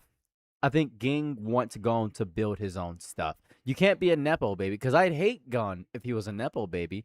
And I can tell you this right now. The only nepotism that Gon has is in any capacity the fact that he is Ging's son. That's it. He just has insane potential, insane bloodline. Yeah. Insane bloodline. Like, that's all he has in really any capacity. Something I've thought about is like, imagine how strong Gon would be if Jing actually trained him. Like if Jing taught him Nen and actually trained him at all. Yeah, like that guy would be insane. He wouldn't be worthy of being his son if Ging trained him. That doesn't go to Ging's character or his adventurous spirit. We have to consider the character as well when a lot of this stuff. We have to consider the character. It would be amazing to see how, but you also understand if Ging smells, Ging is like Sanji with cake. Ging is like Sanji with ingredients. Sanji was like, I got a sniff of the cake, all the ingredients. Huh? I got a sniff of the cake. I know everything inside the cake. Like, you know everything? Yep. I can make it better actually. That's how Ging is. He saw Leorio use that punch once and said, "Got it." What? Got it. I learned it. You learned the whole technique, 100%. What's your nin type? Anything I want it to be, dummy. And like his whole thing. So I'm not even gonna lie to you as well. Like you can format that, but like I think at the end of the day, you take a lot of characteristics from your parents naturally. And I'm assuming, even whether Jin is right or not, he assumed if Gon is anything like me, he's gonna like this. And he left a lot of stuff behind him. Right? He left Greed Island behind. What's it called? It's like everywhere he goes, because of his legacy, there's someone that's gonna help Gon out because he's Jing. That's not to say he's a good person. I just don't think Jin is as bad as people think he is. I think his crime is that he is an absent parent. Jim's crime is he's an absent parent, and his morality is really questionable. What? Like I don't really think he has morality, to be fair. Jim doesn't really seem like the type of person that has any morality. I have to state this, and this is so important to all of Hunter x Hunter for me. There is not a single good person who is a hunter. There's not one. Yeah, there's truth to that. Yeah. Netero pops up and is like, "I'm trying to." Netero's not a good person either. He's not a good person. He's not a good person. He went to a dojo to flex. That's exactly what I would do. That's evil. I'd argue he left the Zodiac himself. Like he put up he could fight. You said he left the Zodiac himself? He left the Zodiac? No, no. Oh, I was saying I'd argue he left the Zodiac out of the Chimera Antarch so that he could fight himself. Oh. Like there's a line in the manga that implies that's what he did. Like that he thought if the Zodiac showed up, he wouldn't get to fight, so he brought weaker people. Dude, Netero popped up, and I remember this because Pariston was like, I'm really sad Netero died. Well, why is that? I love pissing that nigga off. And he loved when I pissed him off. And all we would do was just ruin laws and lobby against each other. I built 26 McDonald's up the street just to piss him off. He built 36 Burger King up the street to piss me off. I hate Burger King, and they would just do that all the time, and it was beautiful. It was lovely. It was so funny. And then and then like when it's crazy because when the first person with a moral compass pops up, actually he wins. Leorio is the only good hunter in all of Hunter x Hunter. He's it. He's the only good person. He's it. There's nobody else. Everybody else is a piece of. Hisoka's there. Hisoka gets a vote. Hisoka's a pedophile. Like he gets the vote. He gets the vote. Like he's a predator, and they're just like, nah, he's a good hunter. That man's strong. They actively watch people die. Actively watch people die in the Hunter exam. Killua killed a random man, and he just kept going. It's like, all right, well, he's dead. I guess the exam's over. He's like, he's a And criminal. that's it. That man's a criminal. I'm Like taking his they heart out. don't like. The reason I like Hunter x Hunter so much is because no matter how they try to act good, none of them were really good people. I think look at Palm. Palm was actually trying to kill those kids. I don't think y'all understand. Palm was actually going to. She was actually going to kill Killua and Gon. She was going to kill them. Yeah, she was gonna kill him, but also you gotta factor in that Palm is like, how old is Palm? Like 40? How she dating a 10-year-old? What was that? Is that I'm not getting over that. Was that. Crazy. And Yeah, Gon was is talking, and Gon is talking about it like, oh yeah, there was these ladies that came in the island, and I think they're cougars or something. I'm like, where is Mito? Like we talk about Jin being absent. What is going on with Mito? Why is she not? Where was the child supervision? She's like, when I was 6 years old, it was just like, hey, let's go on a date with this child. That's crazy. You know, I also think Knuckle's a good person. I think Knuckle, he's I pretty much just another I thought you were talking about the echidna for one reason. I was like, wow, yeah, I hope I was like he protects the Chaos Emeralds. Yeah. But yeah, Knuckle is, you know, I consider Knuckle to be a bad hunter. His mentality would make him a bad hunter. Unfortunately, he could have killed. Yeah. He could have killed Yuppie. He could have killed Yuppie. But you know what he did? He said, "I understand. I grasp it. I know what you like, man. You know what? I care about things." He sacrificed his bankruptcy for some pride, ego, arrogant garbage. And I'm like, you Vegeta ass character. You should, man. You ruining the mission for what? For feelings, brother. Be a hunter. And that's why it's so important to see the Chimera arc. Because we learn, I think that's really capitalized for me, that hunters are hunters, right? They are hunters. You're not grasping that. They murder, they kill, they do anything in their power. That they're greedy, they're selfish, and that's why Gang is the top of the top, because he's the hunter, right? I would like to share a bit more Jing slander. If you think about it, so if you think about it, he spends like an entire day on the tree talking with Gon, right? Yeah. And Gon tells him, "Hey, I used this crazy conditional nen where I almost died in order to kill Pito, and I risked like all my nen to do that." Jing cared about Gon so little, he doesn't ask him about his nen in any way, shape, or form for the rest of that day. Yeah. Well, Otherwise, he would have known that Gon couldn't use Aura, and he would have been able to fix it there. But Jing just actually does not care. Well, you got to factor in this too. You got to factor in the fact that this is very important. He said, "Oh, you stupid! You didn't know how NEN contracts work?" He said, "Well, no." "Oh, how? You didn't teach me." "Cool. You should have learned. Didn't you meet Wing?" "Yeah, Wing should have taught you." "Didn't you meet Bisky?" "Yeah, Bisky should have taught, dumbass." But I didn't know what was going on." "Didn't Kite teach you?" "A little bit." And Kite's dead. And Kite looks him right in the eye. Kite's dead. Well, Kite came back as a Chimera, and Kite became trans. Proud of her. But still, it's like Kite transitioned to a whole different race. And that's what happened. That was the whole thing. And then Ging was like, I mean, Kite's alive, but now Kite's living in a monkey girl body. Now I'm going to go sleep with Kite, and it's your fault. That was like a whole thing. That was crazy. That was nuts. Yeah, I think it's just genuinely insane that Gon risked his life several times developing this nen in order to meet Jing, loses it all, tells Jing that while they're on the world tree, and Jing's just like, "All right, well, I'm going to talk about my adventures and my friends for a day. You just sit right there. I don't really care about anything you just told me." and then when Gon calls him like later, he's like, "Hey, so yeah, I actually can't use nen. It looks like." If you pay attention to Jing's dialogue, you could argue he knew Gon was having problems, just didn't care. And he's like, "Yeah, you know what? Just deal with it." Actually, Well, all right, fine. he did get some He he did get really- some hope. He said, "Hey, Want to let you know, Nin is your life force. Yeah, if you alive, you got Nin in you. Buck up, little nigga. I'm about to go to the dark continent. What? Bye. Yeah, Bye. that's all he gave him. Yeah, that's I mean, really it. he didn't tell him anything. Like, he didn't tell him like how he could get it back. He didn't tell him anything. He's just like, all right, well, yeah, just deal with it, I guess. And like, and hangs up. And hangs up. That's it. Well, he did state, and you ain't my son if you can't figure out Sudoku. Peace. Like, he really said, I gave you a riddle. Like, I don't know what to tell you. Hey, You a riddle. that's his whole thing. You a hunter, ain't you? Yeah, that's what I thought. Bye. Like, I don't know. I find his character to be absolutely hilarious because that's exactly what my dad would do. And it's just, he's a horrible father. I think Ging is an absent father, and I really, really respect that there's no like trying to redeem this, like no redemption at all. There's no way. There's no redeeming. There's nothing to redeem. No, him. no, there isn't. There's nothing to redeem, and I've No. always been on that stance. But I do just think, I think the biggest sign of Jin's character is his interaction with Pariston. I love his interaction with Pariston so much because it's almost as if Jin is like, "Oh, I'm gonna have so much fun ruining your day. You think you bad? Oh, I can be just as bad as you. I can be like," and it's just for the love of the game. Like, there's no, even when Jin was given all that money to people, he was just like, I'm only doing this to piss him off. So here, you can take all my money. As long as I get a rise out of him, it's worth it.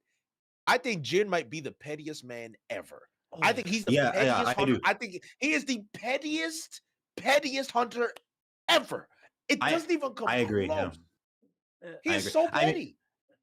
I think Jing and Gon, they're pretty the same, but I do think Jing is like more heartless. Like, he cares about people. I would argue that as we progress, I think. Oh, I probably cut out. Go ahead. As you were saying.